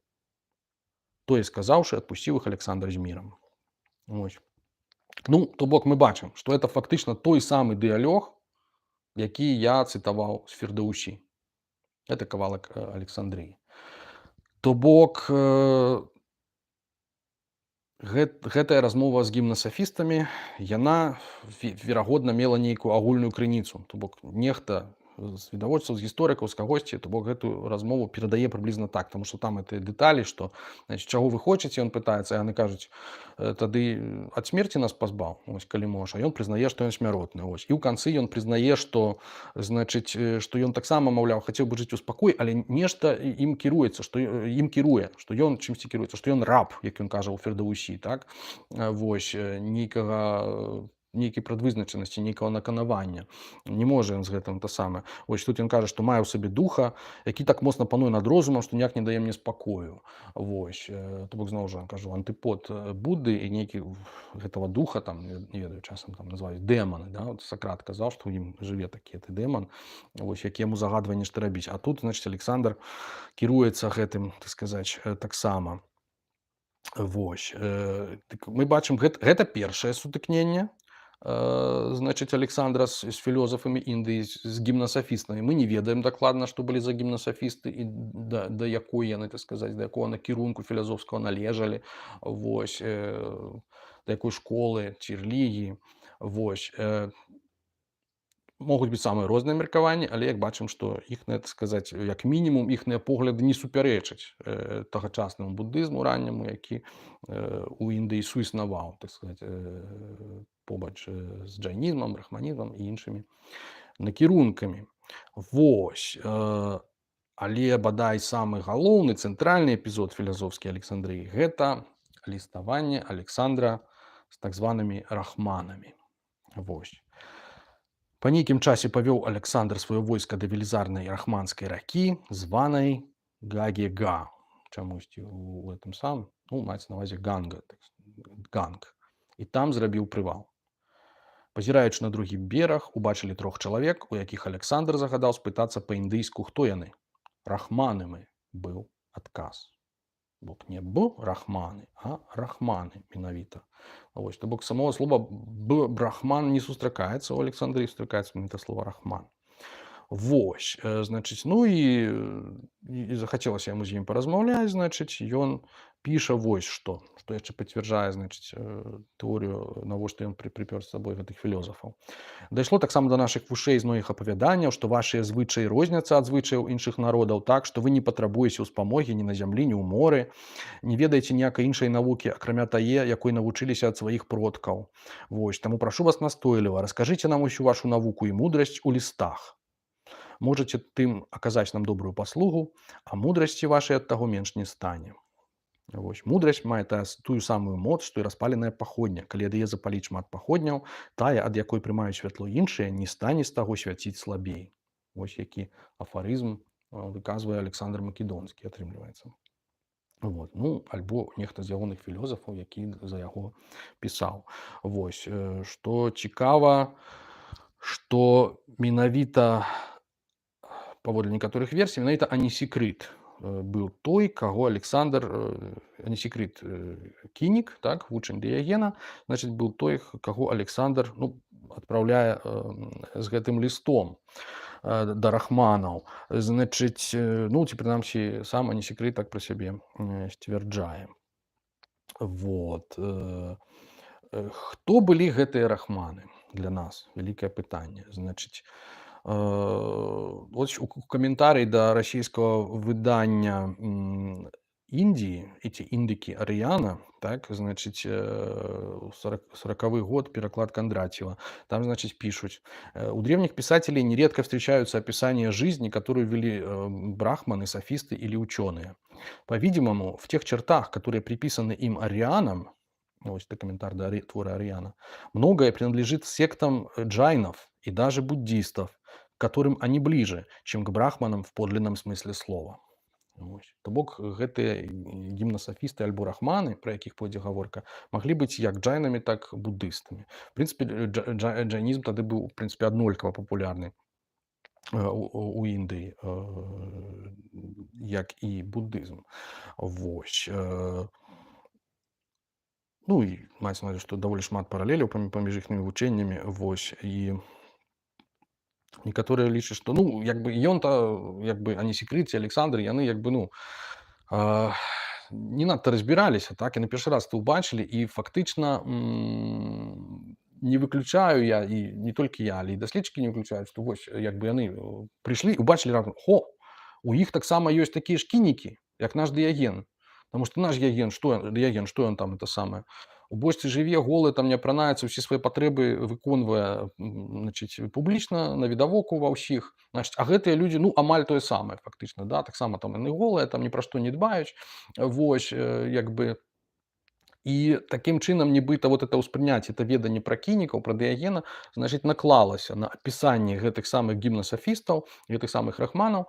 Вось, і таму вось уже гэтыя паведамленні македонянаў пра сустрэчу з імі і пра тое, што ім гімнасафісты і рахманы казалі, яно ўжо, як так сказаць, не зусім на 100% праўдападобнае, таму што яно пад уплывам вось ужо такіх таго, што у буддыйскай тэорыі называецца санскара. Это значыць ужо створаны папярэдні вобраз чагосьці, да? Тут нашае чаканне. Вось. Мы прыстасоўваем рэчаіснасць да тых чаканняў, якія ад яе маем. Вось. То бок гэтае апісанне, якое патрапіла у Александрыю, яно як бы не 100% верагоднае. Тым не менш, яшчэ трэба сказаць, што да самого слова этой рахманы, так, што ў прынцыпе, як і ў джайнізме, у буддызме і наогул в Індыі тады, значыць, брахмана быў не толькі і не столькі як бы прадстаўнік этой касты, вось, святароў і жрацоў, колькі фактычна, ну, вось у гэтым палягае як бы сутнасць буддызма, колькі проста чалавек, які шукае мудрасці. То бок менавіта вось гэты самы любамудр, што называецца, вельмі часта якраз які вядзе аскетычны лад жыцця. Вось. Ну, Будда ўжывае слова брахман як бы менавіта ў гэтым сэнсе, так, як такого духоўнага ваяра, вось, святога чалавека агулам. Значыць, у Дхамападзе самой па сабе, якая лічыцца як бы словамі Будды, то бок вершамі, якія Будда прамаўляў з розных нагодаў, вось, існуе нават цэлы раздзел брахман. Ён самы доўгі, гэты раздзел, апошні раздзел, і там фактычна вось апісваецца буддыйскі ідэал такога як бы аскета, справядлівага чалавека, як бы ідэальнага буддыста, можна сказаць. Ён там называецца якраз брахманам. Значыць, для каго і той, і гэты бераг насамрэч няісны, хто без страху, без прыязні, брахманам заву такога, хто нязменна медытуе, слушна дзеяць, хто без плямаў дасягнуў найвышняй мэты, брахманам заву такога. Вось, гэта цытата з Дхамапады ў маім перакладзе. Таксама Будда палемізуе з вызначэннем брахмана як менавіта прадстаўніка касты нейкай, так, нейкай такой спадчыны. Вось, у наступных вершах. Ні паходжанне, ні знешнасць брахманам яшчэ не робяць. Верны праўдзе, верны дхамме, чысціні, вось гэта брахман. Маеш зблытаныя космы, скуру антылёпы носіш, толькі ў мыслі лес дрымучы. Рэшта вонкавасць, ды і годзе. Брахман, я лічу, не той, хто з брахманскай сям'і паходзіць. У такога гэта званне, калі мысль заганы мае. А вось хто пазбыўся путаў, брахманам заву такога. Хто пазбыўся ўсякіх путаў, хто няўзрушаны праўдзіва, не прывязаны да свету, брахманам заву такога. Вось. То бок як бы это што да этымалогіі і значэння тагачаснага гэтага слова, вось, то бок это мы не павінны ўспрымаць это тое, што яны называюцца брахманамі ці рахманамі, не павінны аўтаматычна ўспрымаць як вызначэнне іхнай рэлігійнай прыналежнасці, зусім не, яна застаецца пад пытаннем. Вось, ну, у якасці падобнага прыклада дастаткова прывесці этымалогію слова шаман. Так, вядомае слово, якое, так сказаць, там сёння тычыцца там усіх там сібірскіх шаманаў і індзейскіх, амерыканскіх шаманаў, афрыканскіх, каго заўгодна. А само па сабе слова паводле Мірчы Іліада, прынамсі, паходзіць з санскрыту, і гэта слова шрамана. Вось, то есть шраман это фактычна монах, то бок фактычна монах-пустэльнік, які жыве недзе у джунглях і, так сказаць, лічылася людам паспалітым, што ён нібыта здольны на нейкія дзівы, і такім чынам з гэтага яго ператварылі ў такога як бы цудатворцу, чарадзея, кудзесніка. Вот, і, значыць, у гэтым значэнні слова шаман трапіла ў іншыя мовы і перайначанае, так, і сёння азначае нешта зусім іншае. То бок як бы брахман, сябры брахману рознь. Вось. Ну, гэта мы, напэўна, недзе даплылі да сярэдзіны нашага стрыму. Ужо гадзінка прайшла, я яшчэ вып'ю чайку, і мы перайдзем да таго, пра што ж лістуюцца рахманы з Александрам Македонскім.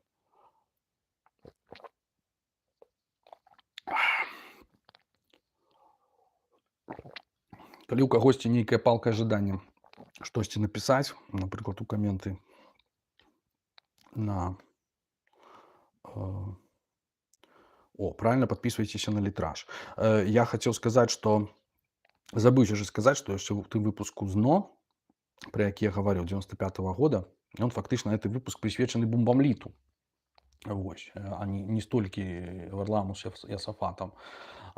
І такім чынам, да, это просто такі вялікі кантраст паміж гэтымі дзвюма тэмамі, я б сказаў, потому што бомбамліт — это такая вот цікавы эпізод беларускай літаратурнай гісторыі, якая вот развіваецца як Бенджамін Баттон, да, Бенджамін Баттон, развіваецца крышачку назад.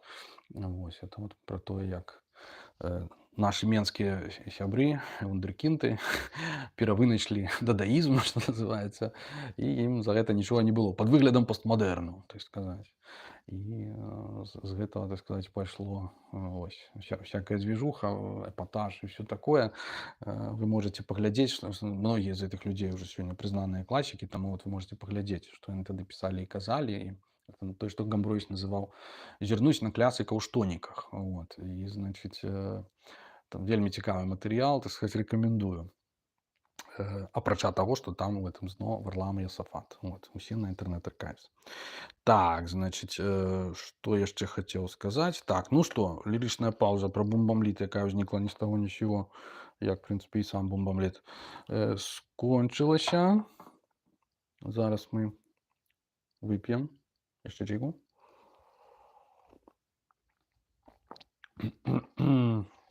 Потому что теперь полова ўжо уцекла людзей ад этого стріму. Засталіся толькі тыя, якім сапраўды цікавы буддызм. І вось, значыць, што адказалі рахманы, так званыя, на ліст этого Александра, які он там пра мудрасць там расказваў. Во, там мудрасць паходня, мы там сам падзяліцеся. Што яны пішуць? Калі напішам табе, што нішто пра сваё жыццё, розум твой, аднак, не знойдзе ў тым нічога цікавага, бо ён зацьмёны ваеннымі справамі. В прынцыпе, рацыя. Апрача таго, што тут беларускі пераклад сучасны, ён крышачку недакладны. Бо в арыгінале там напісана «не найдзе смаку жаднага в нём». Смаку жаднага. Это значыць, што ў гэтым жыцці твой розум не здольны знайсці ніякай асалоды, ніякага смаку. Ты проста не зразумееш, навошта нам так жыць. Вот. Ну і па факту яно так і бывае. Насамрэч, як бы да сучаснага беларускага перакладу у мяне шмат пытанняў, таму я шчыра раю ўсім, хто цікавіцца Александрыяй, чытаць усё-такі ў арыгінале, што называецца, ў старабеларускім перакладзе. Вось. І як бы асабліва месцы, якія тычацца вось якраз такіх вот філасофскіх момантаў. В прынцыпе, это вельмі карысна. Вот. Шмат там такіх. Напрыклад, момант, што адным даканчэннем смерці жывот наш будзе канчон, абовем адзін на другого больше не жывёт, але ведлук уряду нараджэння свайго каждаму з нас даканчэнне смерці прыйдзе. Вось. Перакладаецца на беларускую это як толькі з прыходам смерці сканчаецца наша жыццё, ніхто не жыве больш за іншага, усе сустракаемся са смерцю. Вот. Ну, як бы відаць, што тут пераклад скарочаны і не зусім адэкватны, да? Што як бы сэнс такі, што канец жыцця ва ўсіх адзін, ось, і ніхто не жыве там болей ці меней, кожны жыве столькі, колькі яму, так сказаць, адведзена, прызначана, вось. І вось гэты важны дадатак. Але ведлук уряду наражэння свайго каждаму з нас да канчэння смерці прыйдзе. То бок, па факту, паводле факту нараджэння, паводле таго, што раз мы ўжо нарадзіліся, то мы ўжо як бы і памром. То бок, это як бы это вельмі такая буддийская думка, па сутнасці, што бок як бы адно з такіх адкрыццяў для Будды ці высноваў, да якіх ён прыйшоў у сваіх развагах, это менавіта тое, што прычынай, так сказаць, смерці і пакутаў з'яўляецца якраз факт нараджэння. Таму трэба пазбегнуць факту нараджэння, пастарацца выйсці з самсары і, так сказаць, болей не нараджацца. Гэта, так сказаць, клясіка буддызму, вот, па сутнасці. То бок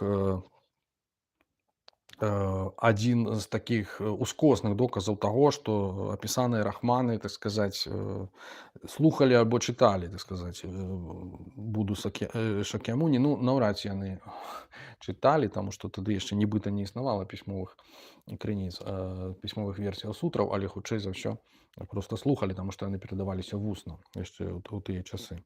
Вось. Яны апісваюць далей сваё жыццё для Александра ў сваім гэтым першым адказе. І, напрыклад, такую рэч там кажуць, што сваіх унутраных ворагаў забіваем, ані знешніх не баімося. Бо горад лягчэй захапіць унутранымі і знешнімі ворагамі. Так? Это ўжо такі меней болей адэкватны пераклад.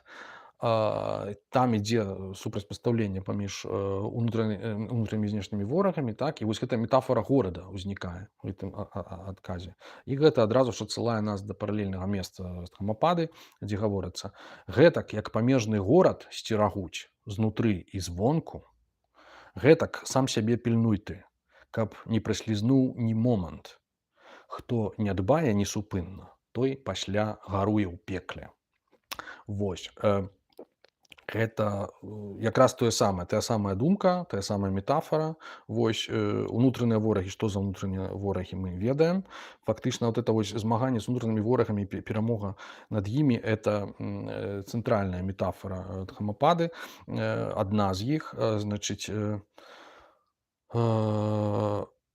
мысль павінна быць як гэтая крэпасць, якую немагчыма здабыць, заваяваць, так? Это крэпасць, альбо той жа горад, так? Значыць, а над унутранымі ворагамі найперш для того, каб перамагчы знешніх, найперш трэба перамагчы ўнутраных, так?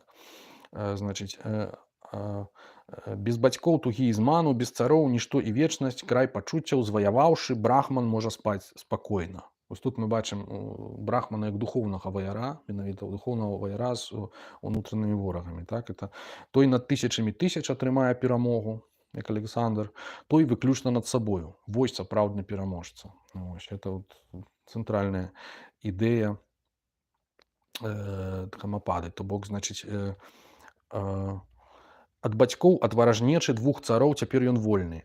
Тыгр 5 заганаў мёртвы. Брахман можа спаць спакойна. Зноў жа брахман — это аскет, які, так сказаць, працуе над сабой у першую чаргу. Ён забівае, значыць, не толькі вось гэтыя парадоксы, там нішто і вечнасць, не толькі тугу і зман, самападман, але ён забівае вось гэтых унутраных ворагаў, этого тыгра 5 заганаў. Значыць, 5 заганаў — это юрлівасць, злосць, лянота, няўрымснасць і паняверка. Вось. То бок для таго, каб дасягнуць вызвалення, ён, значыць, той, хто гэтых вад пазбыўся, вырваў з коранем заганы, перамог сваю нянавісць, той завецца справядлівым. Вось. Это яшчэ з іншага раздзелу цытата, раздзел праведны. Вось. То бок некалькі словаў выкарыстоўваецца ў Дхамападзе для вызначэння якраз вот такого духоўнага ваяра, чалавека на, так сказаць, шляху самаўдасканалення. Вось. Дык што яшчэ? Ну вось, значыць, у піку, так сказаць, Александру брахманы пішуць, што «а ты, цар, толькі сварышся са знешнімі ворагамі, у той час як унутры д'яблаў сыціш, як вепрукоў, і ахоўваеш». То бок адразу мы бачым кантраст паміж гэтымі двума падыходамі, вот, дзвюма, можна сказаць, жыццёвымі філазофіямі. Так, значыць, што яшчэ там апісваюць? В прынцыпе, апісанне, якое пра сябе падаюць гэтыя рахманы, яно адпавядае як таму, што пра сябе гавораць гімнасафісты, так і, в прынцыпе, таму, што пра сябе гавораць манахі значыць, у Варламе і Асафаце, калі памятаеце. Ну і вось гэтая спрэчка паміж імі, спрэчка паміж філёзафам і ўладай, так? Паводле афіцыйнай версіі Александр нібыта набліжае да сябе філёзафаў, а тут ён сустракаецца з філёзафамі, якія ў прынцыпе не баяцца гаварыць уладзе праўду. Вось, то бок вось гэтыя ўсе індыйскія мудрацы, яны абсалютна жывуць па-за, можна сказаць, сістэмай, ну, зрэшты, як і кінік Дыяген. Так, яны як бы не баяцца сказаць, значыць, Александру, што яны пра яго думаюць. Вот. Яшчэ што цікава, сварак не ўчыняем, скур на цела не апранаем, не чынім міласэрнасці, бо не робім зла, з-за якога павінны выяўляць міласэрнасць, не маем ні працы, ні работы, якая б служыла насычэнню цела, ну это зноў недакладны пераклад, которая лакамству служыць, то бок не насычэнню цела, а якая служыць прагнасці, асалодзе, хціўству, вось такім рэчам. Жарсцяў цялесных сабе не дазваляем, чужалоства не дапускаем і наогул не робім учынкаў, якія вядуць да пакуты. Вось. Пакута, як усім вядома, гэта цэнтральны поем буддызму, дукха, так званая, так? Як бы дукха это процівага пойму сукха. Сукха гэта нібыта шчасце, задаволенасць, вось, а не гадкі такі стан, тым часам як дукха гэта стан такі гадкі. Вось выйшаў такі каламбурчык.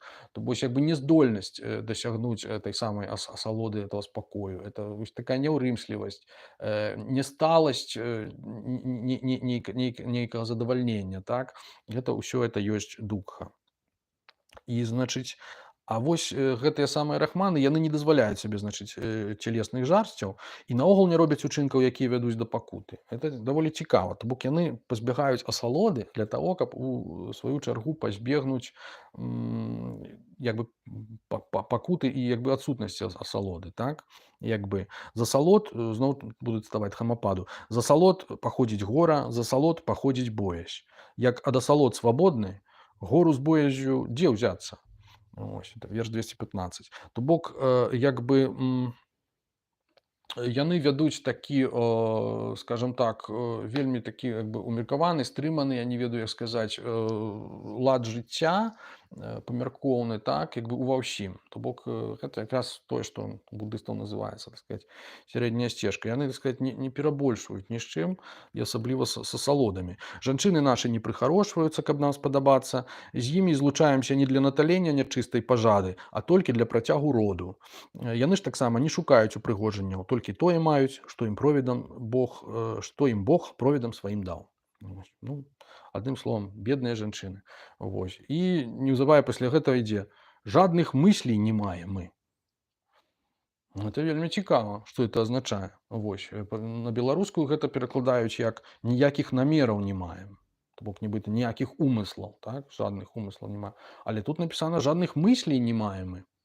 Это даволі цікава, канешне, можна паспекуляваць на эту тэму, ці сапраўды тут маецца на ўвазе тое, што японскія дзен-буддысты называюць мужчын, так сказаць, адсутнасць думак, да? Такі стан медытатыўны, які проста дасягаецца пры медытацыі, альбо на пачатку, калі медытацыя праводзіцца на пачатку, напрыклад, не ведаю, заняткаў баявымі мастацтвамі, то фактычна гэта такі стан, у якім вы тэарэтычна павінны выходзіць на двубой.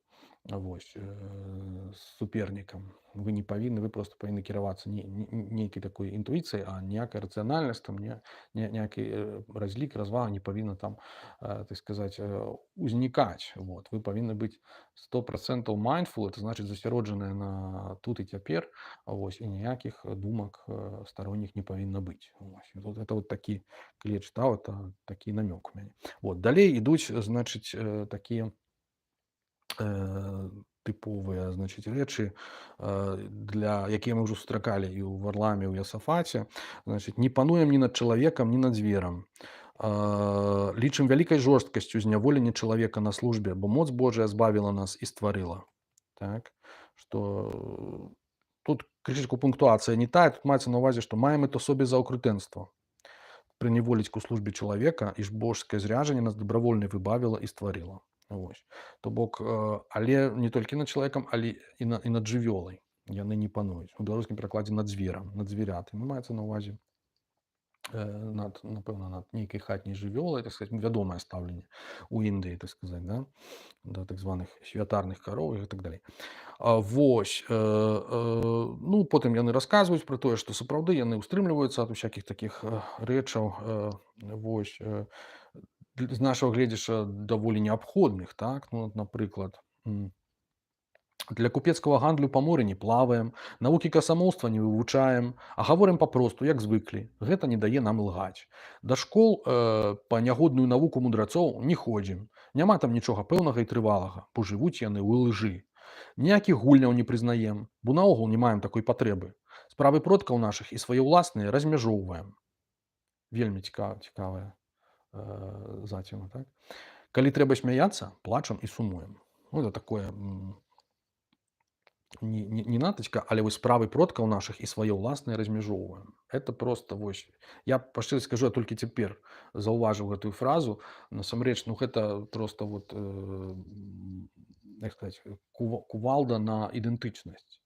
То бок мы вот з вами як бы прывыклі справы продкаў нашых і нашыя не размяжоўваць, а наадварот лічыць сябе там якімсьці працягам там чагосьці, што вот яны нас пакрыўдзілі, нам вока выпіхнулі, мы зараз 2 выпіхнем там за гэта ці яшчэ штосьці.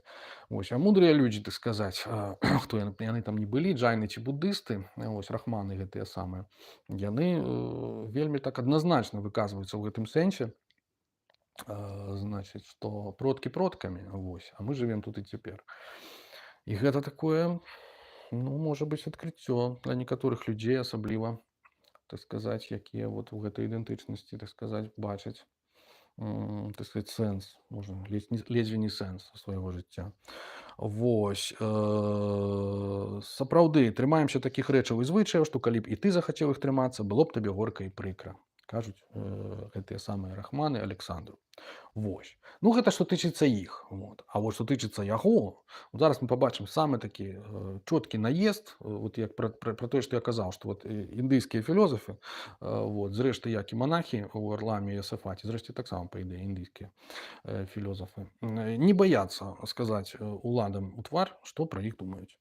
Вот. Ужо дагэтуль яны сказалі, што вот, маўляў, ты змагаешся толькі са знешнімі ворагамі, а штосьці так унутраных сваіх ворагаў ты не заўважаеш. А вот тут яны, значыць, на яго наязджаюць па поўнай. Хочам таксама паведаміць табе, што нішто пра тваю натуру, бо жыццё тваё бачыцца нам дужа прыкрым. Опа, вось гэта паварот.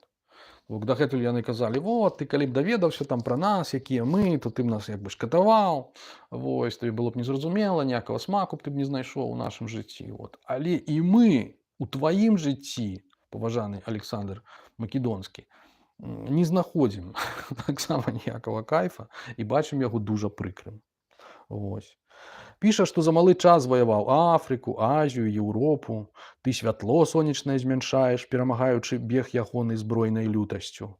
Ты зубожыў і пазбавіў прыгажосці празрыстыя рэкі, Пактоль і Герыну, у якіх быў залаты пясок. Ты, п'ючы са сваім войскам ваду з ракі Ніл, абмяліў яе. Маўляў, яго такое вялікае войска, што там, сказаць, але заўважаеце вось гэту вельмі сучасную экалагічную нотку, так сказаць. Вось ты прыйшоў ваяваць, ну, яна пацвярджаецца менавіта стаўленнем Александра такім спажывецкім, тыпова заходнім стаўленнем Александра да прыроды, вось, экзатычным. Вот, і наогул. То бок, як бы, яны ўжо тады яму гэта, толькі яго фактычна сустрэўшыся, нават не сустрэўшы, яны ўжо яму гэта закідаюць. Вельмі сучасна. Вось. А людзям не даеш жыць у іхняй свабодзе, а даводзіш і прымушаеш іх да няволі. Справядлівых судоў не чыніш, законы змяняеш, гаворыш пра дабро, аднак яго не трымаешся і ім не кіруешся, нікога не палічыш за мудраца. Адно таго, хто здольны да пекнай прамовы. Увесь сэнс для цябе у языку, уся мудрасць ва ўласных вуснах. Любіш золата і будуеш высокія дамы, і жадаеш мець многа слугаў. Ты так шмат ясі і п'еш, што страўнік твой, абцяжараны мноствам страваў, падпадае многім хваробам. Гэтак можаш прычакаць заўчаснай смерці. Усё хочаш утрымаць, таму для цябе ўсё важнае. Толькі ведай, што няўмельства рахманаў перавышае ўсю тваю мудрасць. Бо калі хочаш праўды, спарадзіла цябе тая маці, якая пусціла ў свет каменне і дрэвы. Ты аздабляеш магілы свае і прах цела свайго хаваеш у каштоўных камянях. І што можа быць горшае за тое, што ты не даеш зямлі ўзяць пакорм са свайго цела, толькі тыя косткі, якія яна мае прыняць. То бок мы бачым фактычна аналагічны як бы такі тыповы наезд філёзафаў на ўладу. Вот, яны кажуць, што ўся твая мудрасць і філазофія это толькі балбатня, фактычна прыгожае слова, нічога большага, таму што ты не жывеш паводле гэтай філазофіі. Вось, значыць, наше няўмельства перавышае всю твою мудрасць. Зноў жа, так сказаць, што ты створаны з пылу і ў пыл вернешся. Вось, таму навошта як бы спарадзіла цябе тая маці, якая пусціла ў свет камені і дрэвы. Вось, то бок частка, так сказаць, сусвету. Навошта такім чынам убірацца ў гэтыя каштоўныя камяні і гэтак далей, аздабляць магілы свае і гэтак далей. Вось, то бок, што мы для ўшанавання багоў быдла не забіваем, цэркваў не будуем, не ставім ані залатых, ані срэбных стодаў. Вось, карацей кажучы, таму і сцвярджаем, што ты няшчасны, бо марыш мець прыроду багоў або нешта з імі агульнае. Вось у чым справа. Таму што як бы Александр, ён то лічыць сябе Богам, ён сябе такім і называе. Вось. І, значыць, ён служыць тым багам, ён служыць сабе. І вось тут ідзе цікавая паралель, што фактычна служачы сабе, служачы свайму эго, так, і сваім інтарэсам, ён гэтым і служыць багам, толькі не нейкаму там егіпецкаму там Амону, якім ён лічыў, так сказаць, сябе нашчадкам, вось гэтыя рогі, да, вот это Александровы, яны, так сказаць, нібыта паходзяць ад Амона, сапраўды там доказ ягонай, так сказаць, боскай сутнасці, боскага паходжання. Ён, так сказаць, цела сваё фактычна раздзяліў, размеркаваў паміж рознымі багамі, вось гэтымі паганскімі, і ўсім ім, значыць, служыць. Услаўляеш столькіх багоў, колькі членаў мае тваё цела, бо чалавека ты завеш меншым светам, маецца на ўвазе мікракосм, так? Вось. І паколькі чалавечае цела мае многа членаў, то кажаш, што і ў небе павінна быць многа багоў, так? Ён потым пералічвае: Юнону лічыш багіняй сэрца, бо была гняўлівая, Марса богам грудзей, бо быў ваяўнічым князем, як бы грудзі, як бы там гонар, так, надзімаюцца. Вось, Меркурыя богам языка, бо смела гаварыў, Геркулія богам рук, воюють Геркулеса, мається на увазі, бо воюючи здійснив 12 подвигів, Бахуса богом горла, богиня Купіда, тут називається так, Венера, вось, Кірира богиня живота, ну і так далей, вось, Венера богиня сарамлівых органаў, вось, как бы ведалі. Вось, і гэтак усё цела чалавечае падзяліў ты між багамі, і ніводныя часткі сабе не пакінуў, і не верыш, што цела створанае адзіным богам, які ёсць у небе. Вось. Ну, насамрэч, тут некаторыя прыпіскі, магчыма, вот гэтыя пазнейшыя таксама можна наконт адзінага бога, это, магчыма, таксама нешта грэцкае, няма пэўнасці. Але вось гэты момант раздзялення цела на розныя элементы, з якіх яно складаецца, гэта фактычна такі любімы у будыстаў прыём рытарычны, вось, калі трэба даказаць неіснаванне я, да? То вось як бы сапраўды там цела як бы што ёсць я, да? Што я свае рукі, не, свае ногі, не, ну і гэтак далей. Там проста гэтак жа разбіраецца эмацыйныя нейкія складнікі і так далей. То бок у сутрах яшчэ ранніх будысцкіх Будда з дапамогай гэтай логікі, раскладаючы чалавека на асобныя элементы, ён як бы даказвае тое, што ён не прысутны ні ў адным, так сказаць, з гэтых элементаў паасобку. Вот. Ну, адным словам, спроба даказаць як бы неіснаванне гэтага я. Вот, то бок тут тая самая логіка працуе, але з крышачку іншай мэты, так? Яны проста спрабуюць, як бы, то бок ты пакланяешся сабе, а дзе ты? То бок, дзе ты сам? Калі ты вот дагаджаеш усім сваім, так сказаць, членам паасобку, усім гэтым сваім багам, вот, але дзе ты сам з гэтым знаходзішся? Таксама, ў прынцыпе, такое вельмі правакацыйнае, даволі будысцкае пытанне.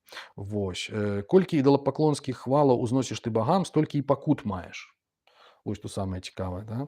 Адзін бог падвучвае цябе чужаложыць, другі піць, трэці сварыцца. Усе табой кіруюць, і ўсім ты паслухмяны. І хаця поўны злосці, ніяк ад тае злосці адвярнуцца не хочаш. А таму служыш тым багам, якія намаўляюць цябе да зла. Вось.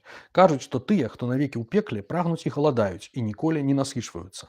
Такая ж смага і сверб набывання апанавалі і цябе. Калі цябе не здатныя астудзіць вялікія багацці, то ўсе рэчы, што згадваюцца ў пекле, у табе прысутнічаюць без сумневу. Вось. О гора табе беднаму, які трывацьме па смерці бясконцыя пакуты.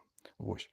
Гэта таксама вельмі буддыйская ўява, таму што паводле буддыйскай філазофіі, значыць, у пекла трапляюць так званыя галодныя духі, прета на санскрыце. Гэта такія ненасычальныя, так сказаць, ненаедныя, ненажэрныя проста істоты, якія маюць як бы танюткае горла, і горла як іголка, значыць, паводле металогіі.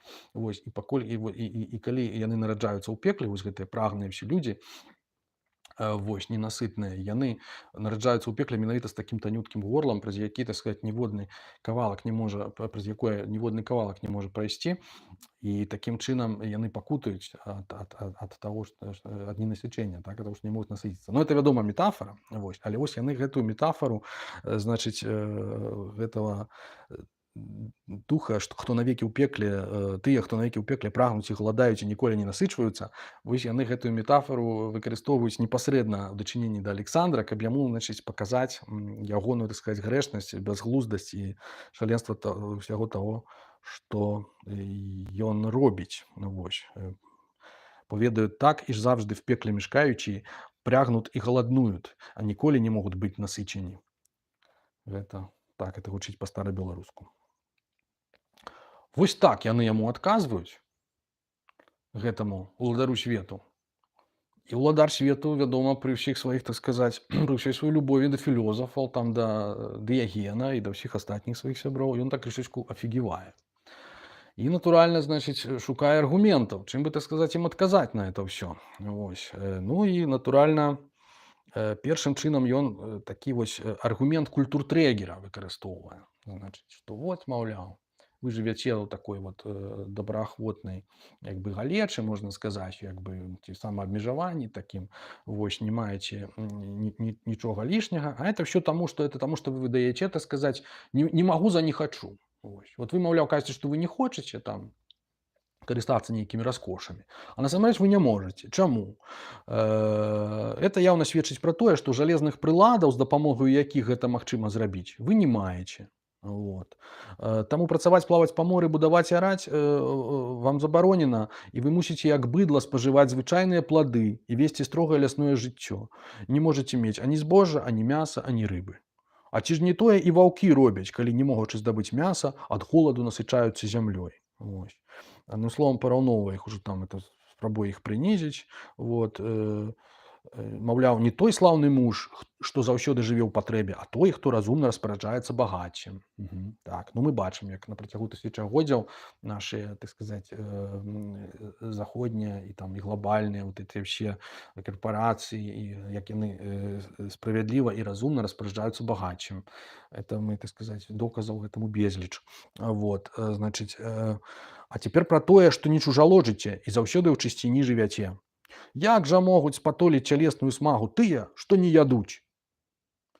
Бо паходзіць яна акурат жа з цяпла жывата і ежы, а вы ж нічога не ясцё, толькі зелле, як віпрукі, а таму і голаду ніяк не пазбудзеце і не маеце моцы для выканання сямейнага абавязку. Так, это вось, сябры, это адзін з найбольш старажытных аргументаў мясаедаў, в прынцыпе, вось, для того, каб, так сказаць, ну, прынізіць тых, хто вот як віпрукі там, да, ядуць толькі зеляніну, так сказаць, гародніну, садавіну. Вот, маўляў, вы, так сказаць, у нас жа там, што там, сілы ніякай, вы там не можаце нічога зрабіць, і это самае. Вот. І пачуцця гумару у вас няма, там ёсць такое высловие, здаецца, чэшскае, што хто не есць мяса, той не разумее жарты. Ну, я магу на ўласным досведзе вам дасведчыць, што это паўнейшая лухта, в прынцыпе. Вось. І як бы нават наадварот. Тыя, так сказаць, ну, прынамсі, што тычыцца сучаснай навукі, што проста лішак халестэролу, які трапляе, так сказаць, у крову, вот, праз усе гэтыя прадукты жывёльнага паходжання, ён якраз і замінае у выкананні пэўных, так сказаць, функцый чалавечых улучна сямейным абавязкам. Таму давайте не будзем верыць Александру Македонскаму ці ягоным там філазофскім дарадцам, хто б яны не былі у гэтым адказе. Тым не менш, гэта як бы не галоўнае ў ягонай аргументацыі. Вось. Ягонай аргументацыі проста вот, зноў жа, я магу, вось вы типа не можете, кажаце, нібыта не хочаце, насамрэч не можаце, а я магу. І паколькі я магу, таму я хачу. І значыць, я магу вот зараз прыйсці і вас там зваяваць. І я гэта зраблю. Мне для гэтага не патрэбна ніякай падставы, ніякага абгрунтавання. Гэта ўжо такая аргументацыя ў стылі фільму Pulp Fiction. Вось, типа, праўда ў тым, як там кажа Жулс Вінсфілд, праўда ў тым, што ты слабы, а я моцны. І я зараз вот прыйду і проста і цябе вот зараз застрэлю, заберу твой просты кашалёк, і мне нічога за гэта не будзе. Вот. І значыць, і гэтаксама Александр Македонскі піша, вот, ён так намякае, што недобра, каб гэтая вялікая частка свету засталася некранутай. Вот, сябры, то бок ваша вось гэтая краіна, у якой вы жывяце, то ці парыхтуйцеся. Вот. Розумам сваім я асуджаю тое, што звычаі вашыя больш да шаленства, чым да мудрасці схіляюць. Ну, то бок всё іх ужо зраўняў, так сказать, з зямлёй, расчалавечыў, так сказать, абвясціў, так сказать, віпрукамі. Вось, плюс яшчэ мудрасць іхную назваў шаленствам. Всё, як бы для ўварвання паўнамаштабнага ўсё падрыхтавана. То бок зараз ён ужо гатовы, так сказать, несці ім разумнае, добрае, вечнае, святло цывілізацыі, так сказать, выступаць сапраўдным культуртрейгерам, які навучыць іх, так сказать, есці мяса, что он там принесе железо, корабли и все такое. Вот. Ну что ж, прочитавши той лист, другим разом отписал Дандамий Александру. Дандамий Рахманский игумен, витая Александра. Вось. Значит, отказывае ён што? На гэтым свеце мы живем не дзеля того, каб жыць вечна. Вось.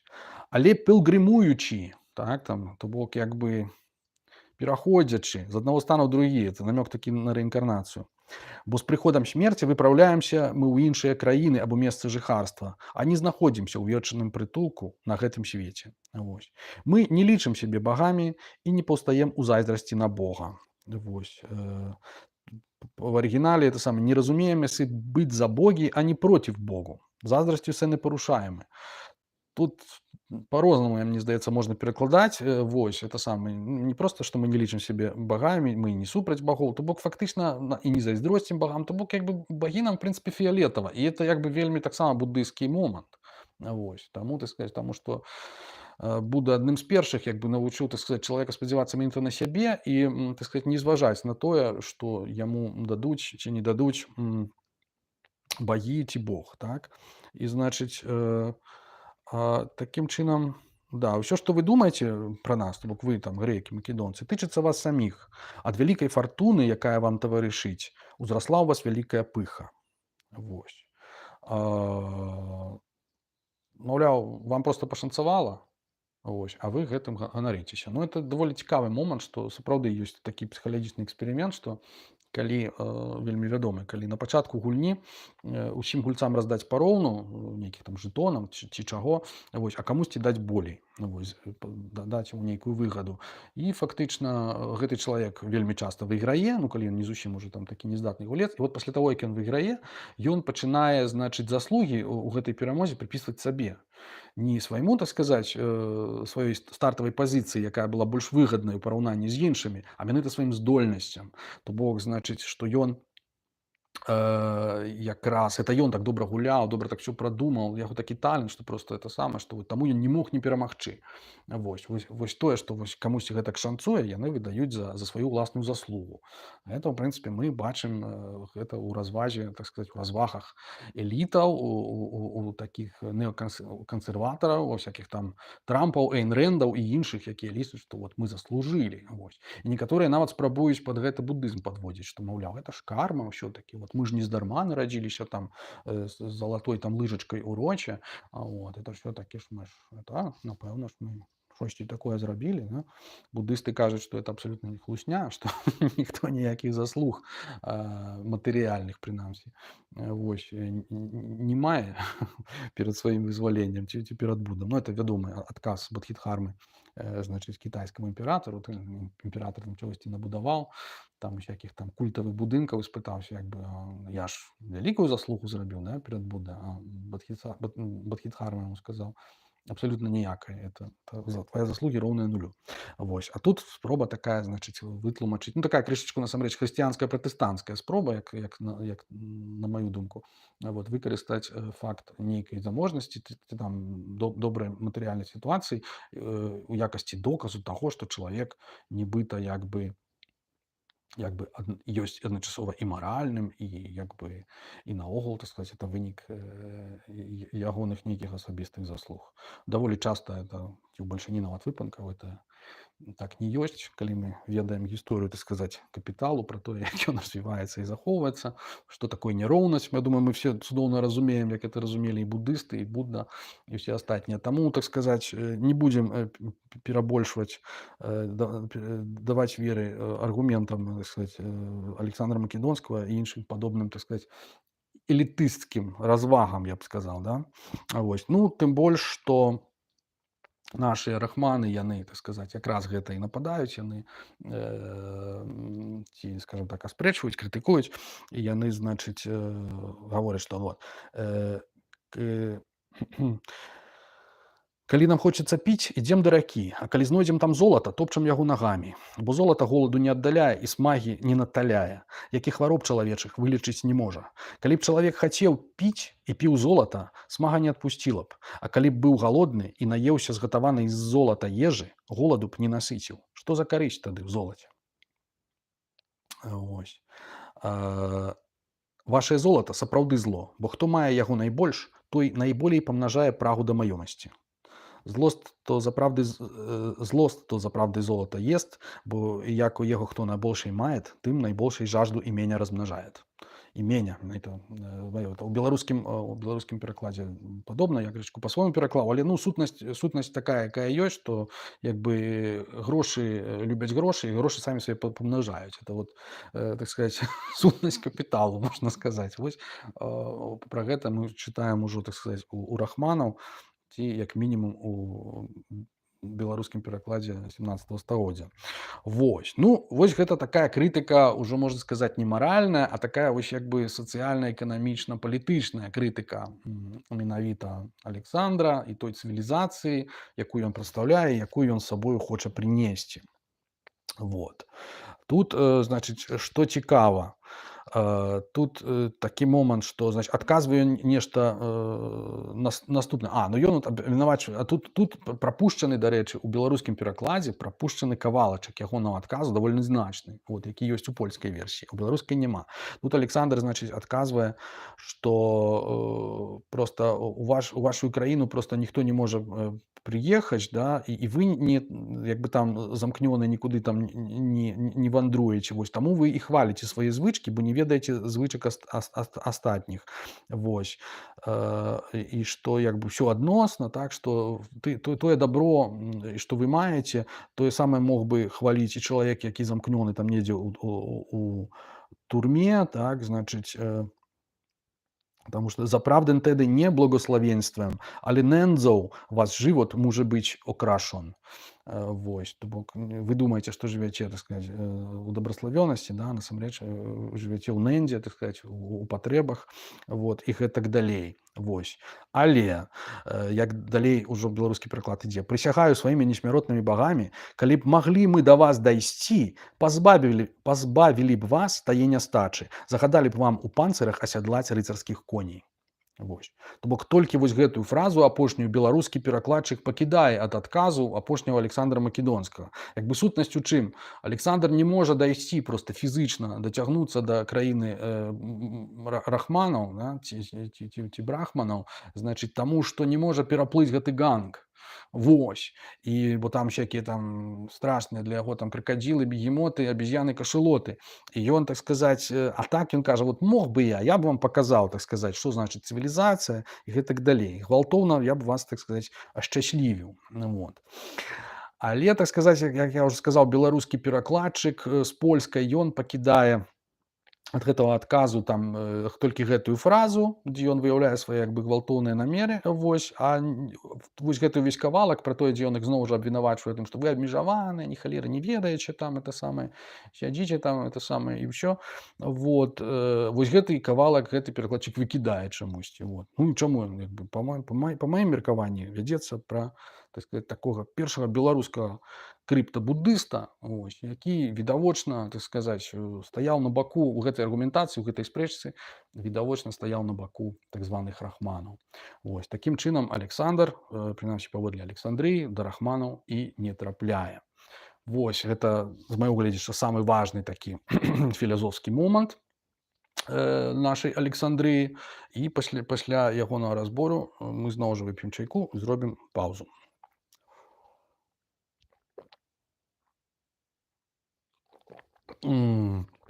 Цудоўна. Ось.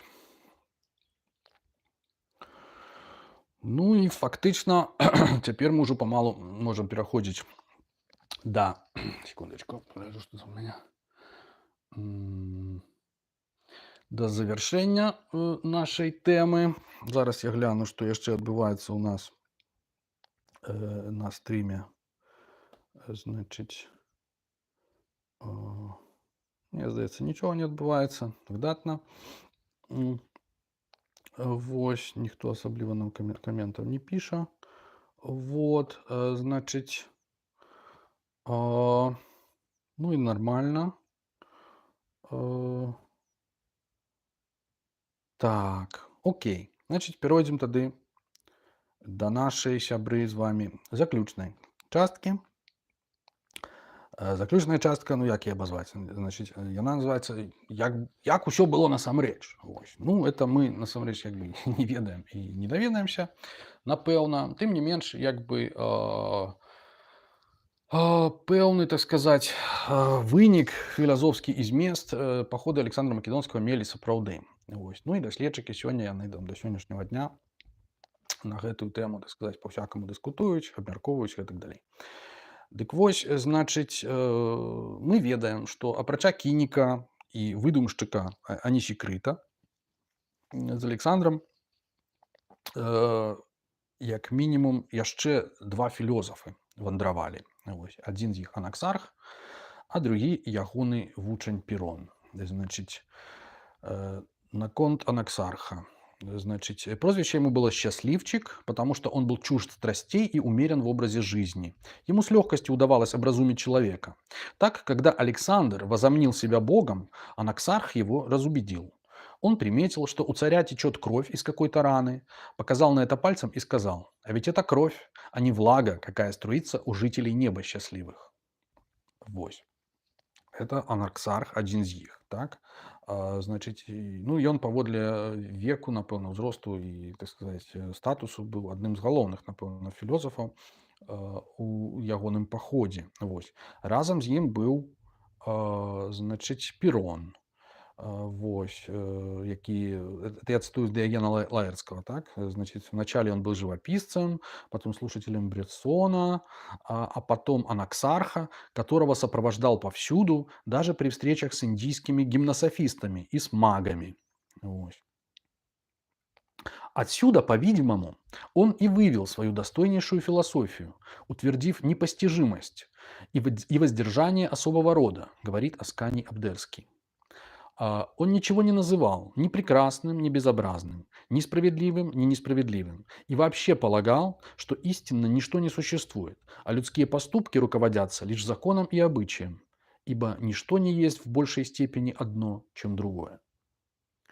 Гэта пра Пірона, пра ягоную філасофію апавядае Дыяген Лаэрцкі, як бы на падставе іншых вядомых яму крыніц. Гэтыя крыніцы не захаваліся, захаваўся Дыяген. Держался он всегда ровно, и когда от него отходили, не дослушав, он продолжал говорить для себя одного, хоть в молодости и был непоседлив. Ну, это мне подобается наиболее, потому что я просто, ну, это вот про наш стрим, наогул, описание нашего стрима. Вот. Нават, когда люди сыходят, не дослухавши, я просто протягиваю говорить для себя. Вот. Не раз он уходил из дому, никому не сказавшись, и бродил с кем попало. А когда однажды Анаксарх, ягоный наставник, попал в болото, Перрон прошел мимо, не подав руки. Люди его бронили, но Анаксарх, сам, который в болото трапил, восхвалял за безразличие и безлюбие. Вось. Это анекдотычны выпадак, калі так сказаць, ну, что называется, ён настолькі авалодаў дзен-буддызмам, что называется, дасягнуў ужо такой ступені, я не ведаю, атараксіі ці там аўтаркі і самадастатковасці, што просто нават не зважаў на тое, што ягоны настаўнік, значит, трапіў у бяду, так сказаць, у небяспеку для жыцця, і што самае смешнае, гэты настаўнік яго ухваліў: малайчына, вось і я б так зрабіў, это самае. Не таму, што ён там это хацеў яму зла, але таму, што просто вот як бы не хацеў у сабе вось гэтую любоў да настаўніка надта падаграваць. Ну вось гэта такое, это ўжо такія, ну, сапраўды на ўзроўні анекдотаў пра дзенавых майстроў. Вось. Тым не менш, за межамі тых анекдотаў у сучаснасці сапраўды і існуе меркаванне пра тое, што так званы піранізм, вучэнне Перона, пра якое нам сёе-тое вядома, але вядома не ўсё і даволі мала, в прынцыпе, што ён узнік менавіта як вынік кантакту Перона і Анаксарха, асабліва Перона, так сказаць, з індыйскімі мудрацамі, з індыйскімі філёзафамі, вось, там, джайнамі альбо буддыстамі. І такім чынам паўплываў у сваю чаргу на грэцкую філазофію, на скептыкаў, вось, на стоікаў у чымсьці. Вот, то бок, гэта такая адна з тэорый, якая сёння на захадзе існуе і распрацоўваецца, культывуецца. Вось, гэта канкрэтна фактычна некаторыя з даследчыкаў так і называюць, што проста ранні будызм паўплываў на піранізм. Значыць, адным з першых, хто гэта заўважыў і пачаў гэтым займацца, это Эверард Флінтоф, прабачце, в 1980 годзе ён напісаў артыкул «Перон і Індыя». Вось. Значыць, гэтую думку падхапілі розныя людзі. Значыць, у сучаснасці адным з такіх самых плённых даследчыкаў з'яўляецца Адрыян Кузьмінскі, такі амерыканец. Вось, ён напісаў некалькі кніг на эту тэму. Першая называецца яшчэ раз «Піранізм. How the ancient Greeks reinvented Buddhism». То бок, як старажытныя грэкі перавынайшлі буддызм, 2008 года кніжка. Наступная кніжка ўжо называецца больш так «Peronian Buddhism», типа піранісцкі буддызм, да, ці «Перонал буддызм», 2021 года. Вось, я глядзеў, тое-сёе з іх чытаў, ну, што магу сказаць, ну, як бы цікавая аргументацыя, раю зазірнуць, але, вядома, як бы, ну, сказаць, з крышкаю солі это трэба ўсё ўспрымаць, да, каб просто не верыць 100%. Таксама Крыстофер Беквіс, такі даследчык, значыць, аўтар кнігі «Greek Buddha. Pyrrhus Encounter with Early Buddhism». Значыць, грэцкі Будда, ён яго называе просто Перона. Вот, і, значыць, кніжка 2015 года. То бок, даволі такая, як бы, меркаванне ўжо устойлівая і распаўсюджаная плынь. Вось пра ўплыў менавіта філазофіі ранняга будызму на філазофію старажытнагрэцкую. Ну, як бы нам, як буддыстам, як бы, навошта это, як бы, аспрэчваць, да? Вот, як бы, чаму не? Але тым не менш мы павінны, як бы, ну, прызнаць, што ёсць некалькі момантаў, якія, як бы, ну, не пацвярджаюць гэтую версію. Першы момант это тое, што грэцкія філёзафы як бы не займаліся медытацыяй. То бок як бы нідзе не зарэгістравана, што вот яны, у адрозненне ад сваіх, так сказаць, індыйскіх калег, вот, што яны як бы дзе-небудзь як бы займаліся. Наогул медытацыя мае іншае значэнне. Мы пра гэта, здаецца, ўжо казалі, што проста хрысціянская медытацыя гэта штосьці зусім іншае. Само слова медытацыя азначае нейкую прынцыпе рацыянальную развагу. Вось, таму, так сказаць, это не тое, пра што мы гаворым у сувязі з будызмам, у сувязі з усходам. Вось. А другое, што філасофская школа буддысцкая Мад'ямака, так, прадстаўніком якой быў Нагарджуна, і чые погляды найболей нагадваюць погляды Перона, вось, і наогул піраністаў, то яна ўзнікла нашмат пазней. Ну, не нашмат пазней, ну, умоўна кажучы, там на 200 гадоў, да? 200-300 гадоў пазней за піранізм, вось, і за грэцкі неакадэмічны так званы скептыцызм. І фактычна тут пытанне, якім чынам як бы яна могла паўплываць, да, як бы задняй датай. То бок ці не быў гэты ўплыў хутчэй адваротны. Вот. То бок як бы так, яны там шукаюць там з гэтай пустатой, там праводзяць шмат паралеляў, але як бы ну вось гэта застаецца невытлумачальным. Тым не менш, сапраўды гэтыя паралелі ёсць, нельга іх ігнараваць. Вось галоўная паралель это, напэўна, эпохе, так званае, это устрыманне ад меркавання. Вот, і тое, пра што ўжо згадвае Дыяген. Вось, то бок як бы Перон наогул адмаўляўся абмяркоўваць невідавочныя рэчы. І гэта даволі такая як бы буддысцкая в прынцыпе рыса. Вот, менавіта буддысцкая, таму што ўсе астатнія філёзафы індыйскія яны вельмі любяць спекуляцыю, менавіта вербальна. І пазнейшыя, там ранейшыя. А вось Будда, ён якраз ад спекуляцый устрымліваўся. Ну, вот. Ну і калі, в прынцыпе, мець на ўвазе, што Перон прыйшоў у Індыю з Александром Македонскім недзе там праз 100-200, умоўна кажучы, гадоў пасля Будды, то фактычна як бы гэтае меркаванне ўжо як бы там мусіла ўсталявацца да этого часу і распаўсюдзіцца. Таму як бы няма нічога дзіўнага, што Перон мог яго пераняць.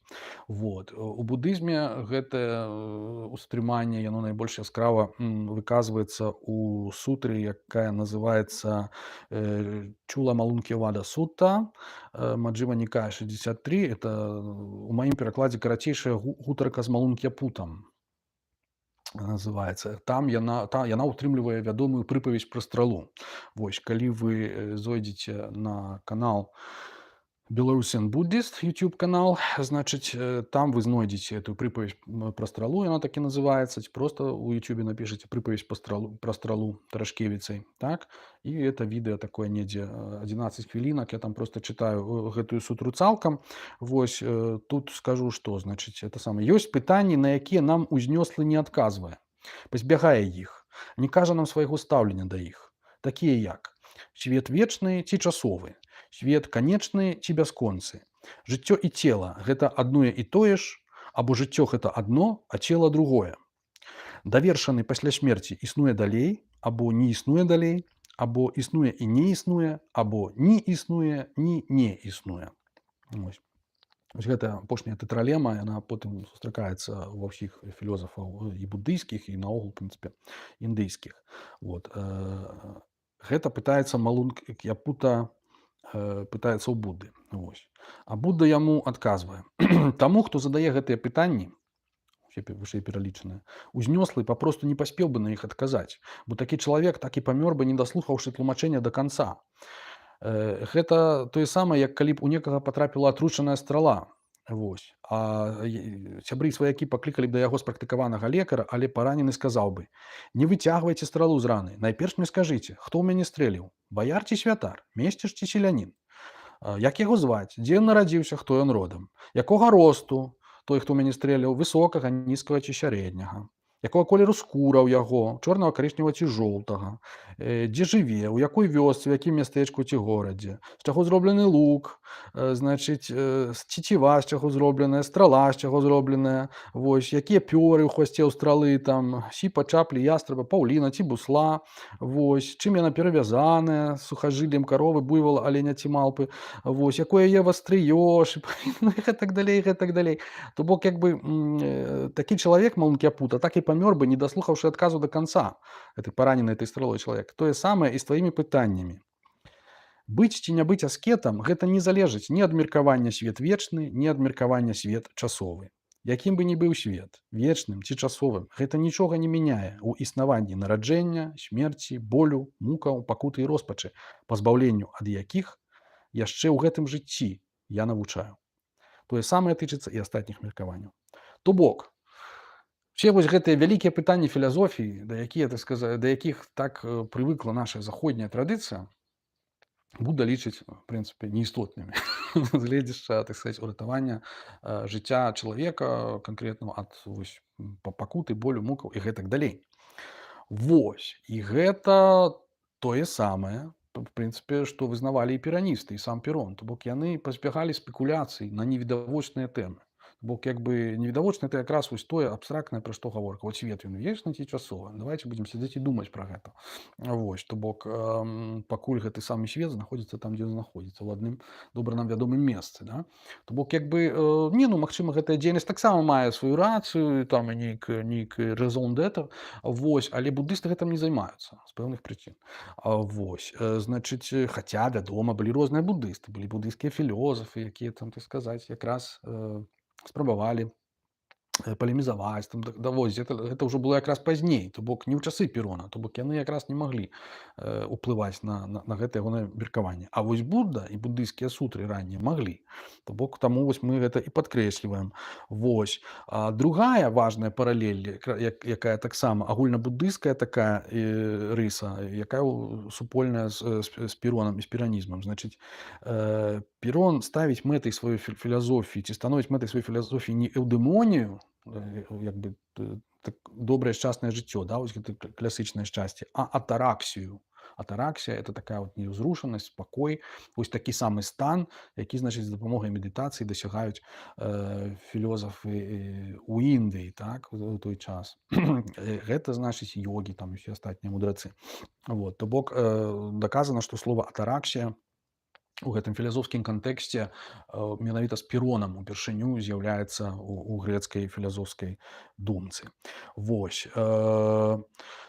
То бок, падсумоўваючы ўсё вось гэта, мы можам сказаць, што Александрыя, яе вось гэты тэкст беларускі, ён у прыватнасці это эпізоды з гімнасафістамі і з рахманамі, яна сапраўды можа быць сведчаннем, ну прынамсі мне так здаецца, што сведчаннем таго, што у гэтых дыялогах, прынамсі у поглядах гімнасафістаў і рахманаў утрымліваюцца элементы буддыйскага вучэння.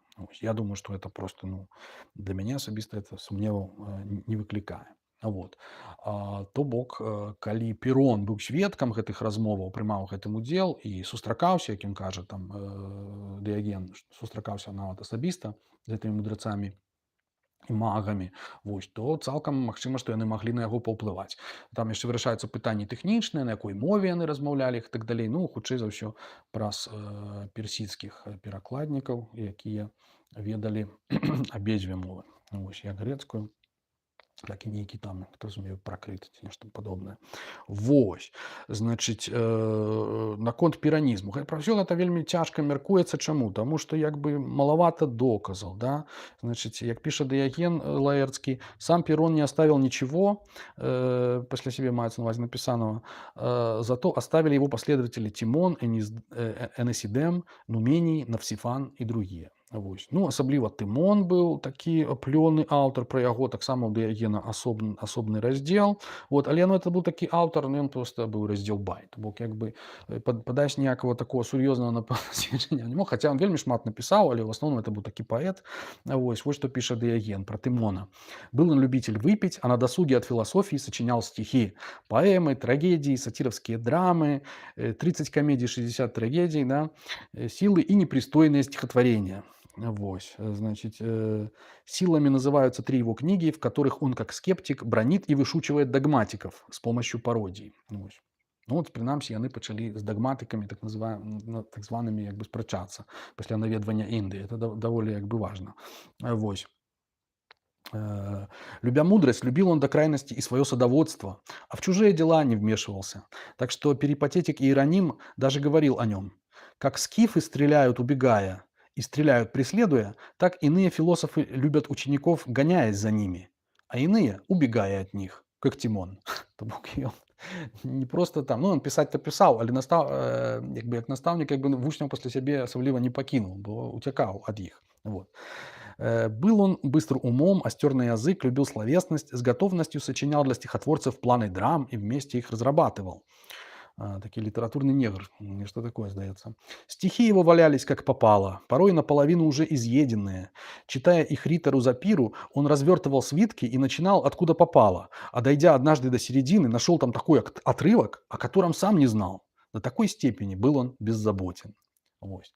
Это наш Тымон, адзін, так сказать, з самых вядомых вучняў Перона. Ну вот скажыце, што пры такіх вучнях як бы якая філазофская і яшчэ пры такіх настаўніках, якія адмаўляюцца нешта там канкрэтнае наогул вызнаваць, фармуляваць, ды яшчэ это запісваць, да, як Перон. То бок якая філазофія можа, так сказаць, ну, э, квітнець, ну ніякая, можна сказаць, да. Вось менавіта з гэтай прычыны, што ад іх як бы засталося мала тэкста, яны былі такімі раздзяўбамі, то ў прынцыпе перанізм это для нас да сёння вялікая загадка. Вось наша філасофія, вот як я для сябе придумал слово, яна графацэнтрычная. Это значыць, што яна як бы прывыкла працаваць з тэкстамі. Вось і якія тэксты як бы захаваліся ад той жа антычнай філасофіі, вось гэтак мы яе як бы ўспрымаем, ацэньваем, гэткі ўплыў яна аказвае далей, вось складаецца пэўная традыцыя акадэмічная, якая ўжо ў прынцыпе не можа пераступіць як бы цень гэтых тэкстаў, да. Таму вось мы займаемся, так сказаць, менавіта Плятонам, вось, а не займаемся там Тымонам, Перонам ці не ведаю і іншымі. Вось. То бок, праўда, мы тут хутчэй за ўсё пра піранізм і уплыў індыйскай філасофіі мы тут як бы не знойдзем ніколі, будуць вечна выходзіць тыя кнігі і спрэчкі, і артыкулы будуць пісацца. Это, ў прынцыпе, і ёсць занятак акадэмічнай філасофіі на захадзе. Вот. Можа быць, з часам створыцца нейкі кансэнсус у гэтым сэнсе. Вот. Значыць, мы ведаем, што ўсё-такі думка Перона, яна мела нейкі ўплыў на пазнейшую філасофію, значыць, на скептыкаў, як я казаў, Секста Эмпірыка, вось такога, на Мантэня, які напісаў, ну, выдатнае, абсалютна выдатнае эсэ, якім, у прынцыпе, сам абвяшчае сябе піраністам. Это вельмі цікава, трэба пачытаць. Пазней, магчыма, калі-небудзь вернемся да яго. Вось. А таксама, значыць, паходзіць з піранізму так званы прабабілізм, так, які лёг у аснову філасофіі езуіцкага ордэна. Вось. Пра гэта мы яшчэ будзем гаварыць, я так думаю, у наступнай перадачы. Вось. Таму што это насамрэч вельмі цікавая тэма. Вось. То бок як бы езуіты пад уплывам філасофіі, якая сама пад уплывам будызму, вось, ці проста ўсходняга мыслення, як такое можа быць? Это можа быць. Вот. А насамрэч, в прынцыпе, ну, тут я мушу сказаць, што я калі пра гэта ўсё пісаў, што нам, як буддыстам сучасным, в прынцыпе, ўсё адно. Як бы уплываў, там, так сказаць, буддызм там, на Перона, там, на грэкаў, на еўрапейскую думку, не ўплываў. То бок як бы ці там праз Александрыю там, на беларусаў, да, там, ці праз Варлама Ясафата. Вот. Это, в прынцыпе, ну, фіялетава, таму што мы не эсэнцыялісты. Мы як бы з гэтага мы размяжоўваем, як тут кажуць, справы нашы і справы нашых продкаў. Вось. То бок як бы альбо, як сказаў яшчэ Андрэй Брэтон, да, у пытанні бунту нам продкі не патрэбныя. То бок калі мы хочам сказаць бунтаваць, вот, мы, ў прынцыпе, маем на гэта права абсалютна без усякіх, так сказаць, там гістарычных ці іншых там, так сказаць, падаплёкаў, да, там подбівак і абгрунтаванняў. Вось. Таму што як бы бунт это заўсёды тут і цяпер, да? Вот. Але, так сказаць, сама тэма нам вельмі цікавая, мне ў прыватнасці цікавая. Таму я, так сказаць, яе разглядаю, асабліва не робячы ніякіх высноў і не даводзячы там вам кожнаму, што там, не знаю, там, што будызму там на Беларусі 1000 гадоў. Это, в прынцыпе, не факт. Нават калі б так было, то гэта нічога б як бы зледзішча будызму як бы не азначала.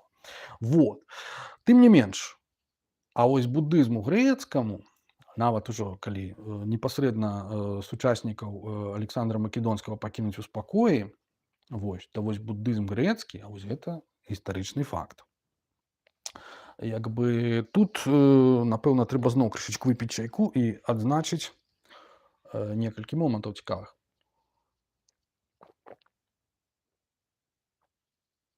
Першы момант это тое, што, ну, грэкі не былі невядомымі ў Індыі, вось, і сам Будда згадваў пра яванаў, значыць, пра грэкаў, пра іхнюю краіну, што там існуюць два кшталты людзей, кшталту рабы і свабодныя. У нейкай сутраў я пакуль не знайшоў этого месца, але знайду там, яно просто не мае такого ўжо, ну, простого дачынення, але факт той, што як бы пра грэкаў ведалі. Вот. Ну і напоўніцтва з імі пазнаёміліся, калі яны туды ўжо прыйшлі, так сказаць, з Александром Македонскім. Значит, ну, мы ведаем, што імперыя Александра распалася, на яе месцы ўзнікла некалькі сатрапій спачатку, потым царстваў.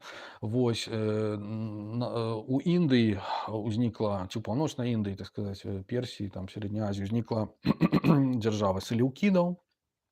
Вось. Якая, так сказаць, трымалася, але якая, в прынцыпе, справакавала індусаў, ну, прынамсі, калі верыць даследчыкам, на тое, каб яны самі, так сказаць, пачалі ствараць уласныя дзяржавы. Вось, напрыклад, Чандрагупта основал в Северной Индии огромное царство по Инду и Гангу. Это было первое выступление проснувшегося патриотизма индусов, направленного против селевкидов. Внуком этого царя Чандрагупты был знаменитый царь Ашока. Вось. Это таксама з каментароў да Индики Ариана 40-го года. И я хочу сказать, что Ашока усім, напэўна, вядомы, так, цар, так сказать, ужо фактычна трэцяга стагоддзя да нашай эры, так, значыць, напэўна, з усіх уладароў найболей спрычыніўся да распаўсюджання будызму, да уз'яднання, так сказать, Індыі і да, так сказать, менавіта інстытуцыялізацыі, напэўна, будызму як, в прынцыпе, рэлігіі, так. Вось, ён нават сваіх ужо місіянераў рассылаў у розныя куткі свету, так сказаць, ад сваёй імперыі, і ў тым ліку і да грэкаў прысылаў. То бок пра гэта існуюць доказы, да, у грэка-бактрыю так званую. Вот. Грэка-бактрыя тады ў той час яна была як бы, ну, адна з найбагацейшых фактычна тады краін, вось гэта заваяваная Александром Македонскім частка Пакістану, Паўночнай Індыі, Сярэдняй Азіі, значыць, была вядомая як краіна тысячы гарадоў, уяўляеце. Вось, і значыць, і на месцы, пазней на месцы гэтай грэка-бактрыі утварылася так званая Явана-Раджа, да? То бок як бы грэцкая дзяржава, грэка-індыйскае царства, так званае. Вось, яна ўтварылася, яна ўключала гэтай тэрыторыі, таму што бактрыйцы недзе ў 200 годзе на нашай эры яшчэ уварваліся ў паўночную Індыю, яшчэ там кавалак тэрыторыі прыхапілі, тое, што ім якраз не ўдалося Александру Македонскаму. Вось, і вось менавіта ў гэтай Явана-Раджы, у гэтай грэцкай ці эліністычнай як бы дзяржаве на ўсходзе, так, якраз і гэтак жа, як у імперыі Ашокі, якраз пачаў квітнець будызм, як не дзіўна. Вось. То бок гэта вядомыя факты, можа быць, не ўсім вядомыя, это значыць, узнікае грэка-будыйскае мастацтва. Это значыць, што проста вось все тыя класычныя статуі, якія мы ведаем, грэцкія, так, вось гэтая тэхніка сама пераносіцца туды, і узнікаюць гэтыя выявы Будды, вось такія вось рэалістычныя, якраз у класічным стылі. Этого дагэтуль не было, это прыйшло з грэкамі. Вось, наадварот, з Індыі прыходзіць у гэтыя выявы, у гэтыя скульптуры прыходзяць німбы, напрыклад, таму што яны альбо не выкарыстоўваліся, альбо менш шырока проста выкарыстоўваліся дагэтуль у еўрапейскім мастацтве, фактычна ніяк, але на ўсходзе яны ўжо былі вядомыя, то бок усе вось гэтыя нашыя німбы, нашых святых, да якіх мы звыклыя, ну, нашых маецца на ўвазе хрысціянскіх, хутчэй вашых святых, яны маюць якраз усходняе паходжанне, сябры. Вось, якраз у той жа Явана-Раджы узнікаюць такія творы, якія, ў прынцыпе, абсалютна вядомыя, нават належаць да будыйскага канону. Это, у прыватнасці, Мелінда-пання, Меліндавы пытанні. Вось. Фактычна такі плятонаўскі дыялог на мове палі, да? Вось, это 2-е стагоддзе да нашай эры. Мелінда — гэта цар грэцкі Менандрас. Вось, а з кім ён вядзе гэты дыялог — гэта манах Нагасена. Вось. І, значыць, што цікава, это напісана на палі, вельмі цудоўны тэкст, абсалютна раю, так сказаць, там некаторыя пастуляты буддыйскія вельмі цудоўна выкладзеныя ў даволі простай форме. Значыць, што цікава, што настаўнікам гэтага Нагасены быў ужо грэцкі манах, то бок буддыйскі манах грэцкага паходжання, вось, Дхарма-Ракшыта. Вось, пра яго згадваюць самыя розныя хронікі тагачасныя. Вось. Значыць, ён меў сваіх вучняў, якім выкладаў у тым ліку логіку, такое адчуванне, што пацісамбхіда, аналітычнае веданне, так. Тое, што кажа, то бок і ён вучыў, бачыце, уплыў грэкаў там таксама быў і на буддыйскія школы. Вось. Быў яшчэ адзін грэцкі манах Махатхармаракшыта, вось, які ў свой час быў на Цейлоне, так сказаць, ён там нейкую будову рэліквію, здаецца, прывёз на Цейлон, значыць, на чале 30 тысяч монахаў, можете сабе уявіць, грэцкі буддыст, вось, з'яўляецца на Цейлоне і гэтак далей. Ну, адным словам, буддызм быў проста часткай эллінскага свету. Вось. І ў гэтым таксама, ў прынцыпе, заслуга Александра Македонскага, ягоных вось гэтых самых заваёў. Бок адмаўляць мы гэтага не можам. Вось.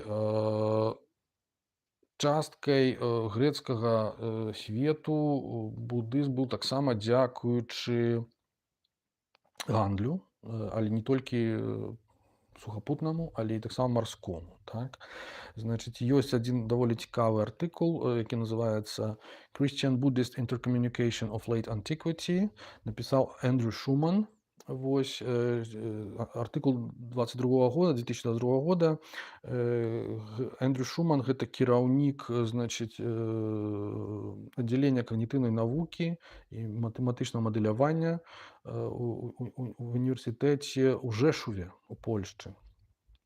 Вось, вельмі цікавы артыкул, ён згадвае якраз пра Варлаама Ясафата там таксама.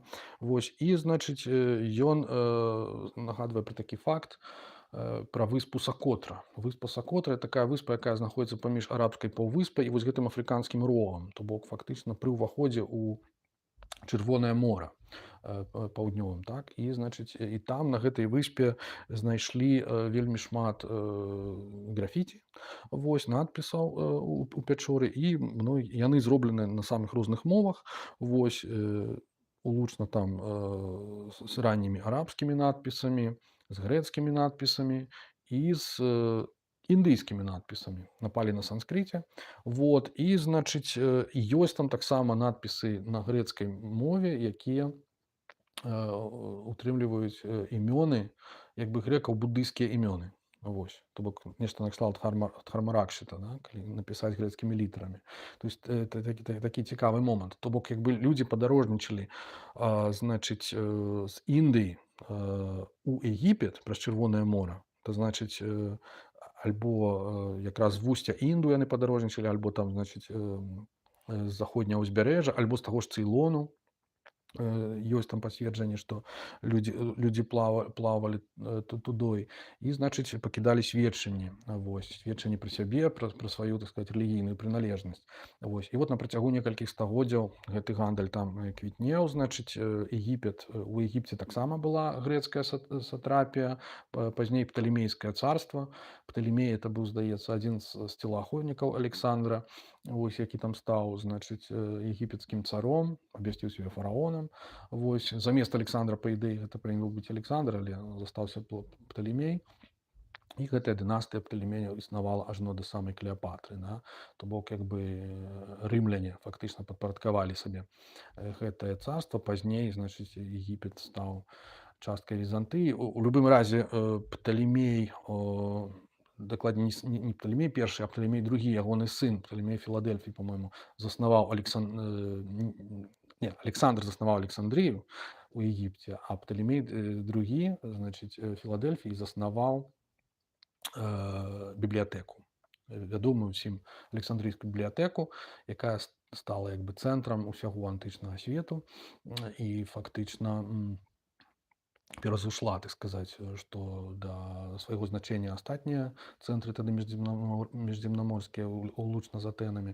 Вось. Але, ну, што галоўнае тут, пра што гаворыцца ў гэтым артыкуле, што сам факт сувязяў паміж Індыяй і Егіптам, як бы, не выклікае сумневу, і больш за тое, што калі, значыць, ствараліся ўжо ў хрысціянскую эпоху, калі ствараліся манастыры, першыя з іх якраз узніклі у Егіпце, Паўночнай Афрыцы. Вось. Пахоміус Вялікі, да?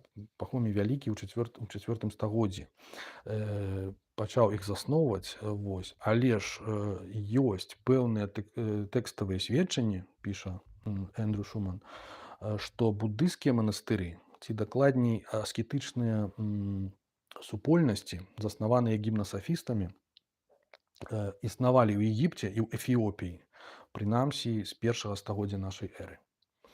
То бок, як бачым, у той час вось гэты ўвесь арыент, ён даволі цікава, так сказаць, падтрымліваў сувязі з захадам, і не выключана, што вось не толькі рэчы, пра якія мы казалі, там дэтэктыў, Варлам Ясафат і іншыя, а от менавіта і ідэя манаства, то бок пустэльнікаў, да, якія жывуць калектыўна, яна сама прыйшла таксама адтуль. Гэта вядзе ў сваю чаргу Эндрю Шумана да такіх разваг на тэму, ці не маглі і Варлам і Ясафат з'явіцца ў Егіпце. То бок не маглі яны прыйсці у Грэцыю праз Егіпет, а не праз Персію. Ну, тут такое пярэчанне, што зноў жа храналогія не зусім адпавядае, то бок тады б яны прыйшлі нашмат раней, і пра іх было б раней нашмат чуваць. Вот. Як мы казалі у першай частцы нашага цыклу, яны ўсё-такі пазней з'яўляюцца у грэцкай і лацінскай версіях. Вось. Але сам факт таго, што проста кантакты паміж усходам, так, Індыяй, буддыйскім светам і светам антычным, кантакты існавалі, сувязі падтрымліваліся, это несумненны факт. Вось. Што фактычна было далей, гэта для таго, каб падсумаваць, это ўжо крышачку як бы тэма асобная, але умешваецца ў гэтую справу канец канцоў Кітай. Ну, з аднаго боку умешваецца як бы Персія, якая аднаўляецца, узнікае парфянскае царства, і канец канцоў дынастыя сасанідаў, так сказаць, аднаўляе гегемонію Персіі на тэрыторыі сучаснага Ірана. Пры тым, што грэцкае царства працягвае існаваць. Вось. Яму на змену потым прыходзіць так званая Кушанская імперыя, якую засноўваюць качэўнікі. Лічыцца, што ці то яны з кіеўскага паходжання, ці то яшчэ якога, але як бы і пры іх працягваецца культывацыя буддызма, вось, разам з Менандрам, значыць, і з Ашокам, яшчэ адным трэцім такім уладаром, як бы патронам буддызму быў кушанскі ўладар Канішка Вялікі. Вось. Это ўжо другое стагоддзе нашай эры. Вось. Пры ягоным двары жыў аўтар Буддачарыты Ашвагоша. Ну, вось, это даволі важна. Вось. Але, як я кажу, неўзабаве ў гэтую справу умешваецца Кітай. І, так сказаць, спачатку місія Чанцяня, так званага, дынастыя Хань, высылае на захад. Вось, і ён наводзіць сувязі дыпламатычныя з Бактрыяй і з Парфіяй. Вось, то бок з грэкамі і з персамі. Вось, а потым адбываецца вайна паміж кітайцамі і грэкамі, водгук якой, магчыма, мы знаходзім якраз у Аміра Хасрова. І гэтая вайна за нейкіх нябесных коней, яна называецца. Вось. Але ў гэтай вайне перамагаюць не грэкі, а якраз перамагаюць кітайцы. Вось. Кітайцы называлі грэкаў да-юань, як бы вялікія іонцы. Да? Вот. І ім былі патрэбныя ад грэкаў коні. Вот. І, значыць, таму што кітайцы ваявалі з качэўнікамі, ім былі патрэбныя лепшыя коні, мацнейшыя. Вот. І яны якраз у грэкаў іх выпрасілі, дакладней прасілі, а грэкі не давалі. І тады кітайцы, так сказаць, уварваліся на тую тэрыторыю у 104 і 102 гадах да нашай эры. Авалодалі Ферганскай далінай. Вось. І такім чынам узнік вялікі шоўкавы шлях, фактычна, які злучаў, так сказаць, Кітай. Вось гэтыя сярэднявечныя эллінскія, ці, так сказаць, дзяржавы грэцкія, да, грэка-індыйскія, з персамі, вось, і туды далей на захад. Значыць, з рымлянамі і гэтак далей. Адным словам, вось, з моманту ўзнікнення вялікага шоўкавага шляху мы можам, в прынцыпе, лічыць, што як бы і заканчваецца як бы гісторыя ранняга буддызму. Вось. Ну, плюс там яшчэ праз некалькі стагоддзяў ўмяшаецца ў гульню іслам. Это ўсё будзе, так сказаць, па-іншаму выглядаць. Вось. Але, тым не менш, цягам пэўнага часу вялікі шоўкавы шлях працягвае існаваць, мае сваё значэнне, у тым ліку для фармавання і распаўсюджання махаяны.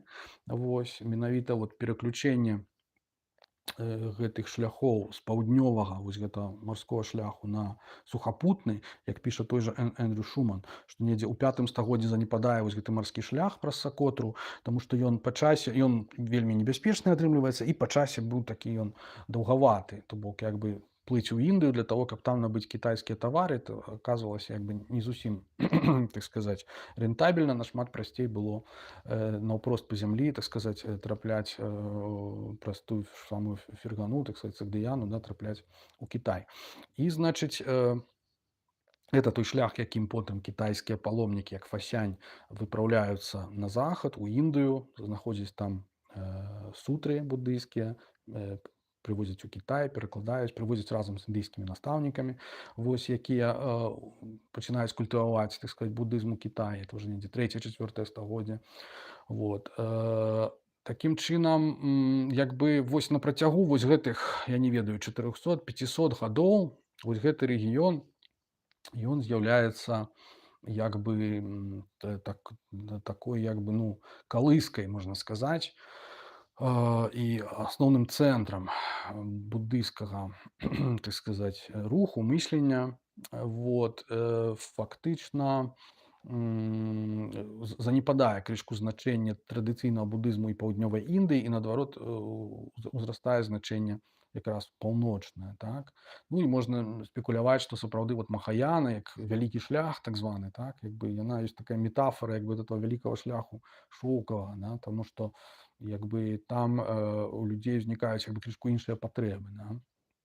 У тых жа як бы гандляроў, так, яны пісьменныя людзі збольшага, і яны больш прывязаныя да пісьмовых тэкстаў, вот, а махаяна ўзнікае менавіта з сутрамі, доўгімі тэкстамі, вось, і значыць у іх крышачку іншыя патрэбы, яны таксама трапляюць пад уплыў самых розных культурных традыцый, так, там не толькі там грэкі, там зараастрыйцы, мы бачым індуізм, мы бачым гностыкаў, так, і ўсіх астатніх як бы хрысціянства, іўдзейства, ўсё такое, то бок это ўсё мае свой уплыў, не кажуць там пра кітайскі ўплыў, я думаю, і это ўсё мае свой уплыў на махаяну. Ну, это маё такое асабістае перакананне. Вот нездарма менавіта там яна недзе ўзнікае, менавіта туды як бы манахі як бы сцягваюцца, таму што як бы яны гандляры з'яўляюцца іхнымі спонсарамі, ось, і ўдоўж вялікага шоўкавага шляху узнікаюць розныя такія цэнтры манаскія і культурныя такія, напрыклад, як Дуньхуан, які потым пазнаходзілі вельмі шмат, да, вось гэтых тэкстаў, ну і так далей. То бок развіццё ідзе далей. Вот. Але у падмурку гэтага развіцця недзе там вот глыбока адным са складнікаў гэта якраз грэцкая прысутнасць, гэта тое, што за што мы можам дзякаваць гэтаму захопніку і каланізатару, вось, жорсткаму тырану, так сказаць, Александру Македонскаму, то бок нейкую, так сказаць, ён станоўчую ролю з гледзяча будызма ў гісторыі адыграў, і ў прынцыпе гэта з'яўляецца, так сказаць, яшчэ адным доказам, напэўна, ускосным доказам рацыі таго ж самага піранізма, да, што мы не можам ведаць, што, так сказаць, ёсць зло, а што добро, да, і што як это ўсё павернецца, што не існуе зла і добра саміх па сабе, вот, а існуе толькі карма, фактычна, і што нехта сваёй, так сказаць, благой кармай можа, так сказаць, выкупіць, да, і стварыць нейкую пазітыўную карму для астатніх. Ось. Гэта ўжо такія фактычна складаныя пытанні, мы іх спускацца не будзем. Але як бы зноў жа падсумоўваючы, Александр Македонскі, Александрыя, вось, гэтым разам свецкі твор, не духоўны, вось, але і праз яго, таксама як праз Варлама і Йосафата, значыць, аповесць пра Варлама і Йосафата, пэўныя буддыйскія думкі маглі і траплялі ў Беларусь ужо, вот, калі верыць даследчыкам, пачынаючы з 12-13 стагоддзя, вось, пачынаючы 16-17, дык ужо абсалютна несумненна. Вось, на гэтым я буду заканчваць гэты, зноў жа, напэўна, даволі доўгі стрым. Вось, хачу ўсім падзякаваць за ўвагу, папрасіць прабачэння за тэхнічныя накладкі і падзякаваць за разуменне. у гэтым сэнсе, таму што тэхнічныя накладкі ёсць, былі, ёсць, будуць. Вось, нікуды мы ад іх не падзенемся. Наступную праграму гэтага цыклю хацелася б зрабіць праз месяц. Яна таксама будзе даволі цікавая. Вось, пра Беларусь і будызм. Агулам я запланаваў недзе 5 выпускаў. То бок мы фактычна ўжо падбіраемся да сярэдзіны гэтага цыклю. Буду вам удзячны, калі вы прыйдзеце, вось, будзеце слухаць. Вот, пры жаданні, калі ёсць, вы можаце сёння таксама далучацца да онлайн-медытацыі беларускай, буддыйскай, якая пачынаецца заўсёды о 7 гадзіне па Менску і Вільні і о 6 гадзіне па Варшаве і Празе. Вось, калі маеце такое жаданне. А з астатнімі тады убачымся нашмат пазней. Здаецца, я нічога не забыў сказаць. Ну, я кажу, недзе праз месяц не заўважыў тэхнічных накладак, піша Вячеслав. Вельмі рады гэтаму і дзякую вам за гэты каментар. Такім чынам пастараюся ўжо праз месяц падрыхтаваць трэцюю гутарку з гэтага 5-часткавага цыклю. Вось, спадзяюся, што нішто гэтаму не перашкодзіць, але праца і іншыя моманты таксама могуць мець свой уплыў. Вось, пабачым, як будзе. Усім добрага дня, дзякуй за ўвагу. Всё, я пайшоў. Будзем сачыць за падзеямі, глядзець, слухаць, пераслухваць. Рэкамендуйце сваім сябрам. Усяго добрага, шчасліва, сябры.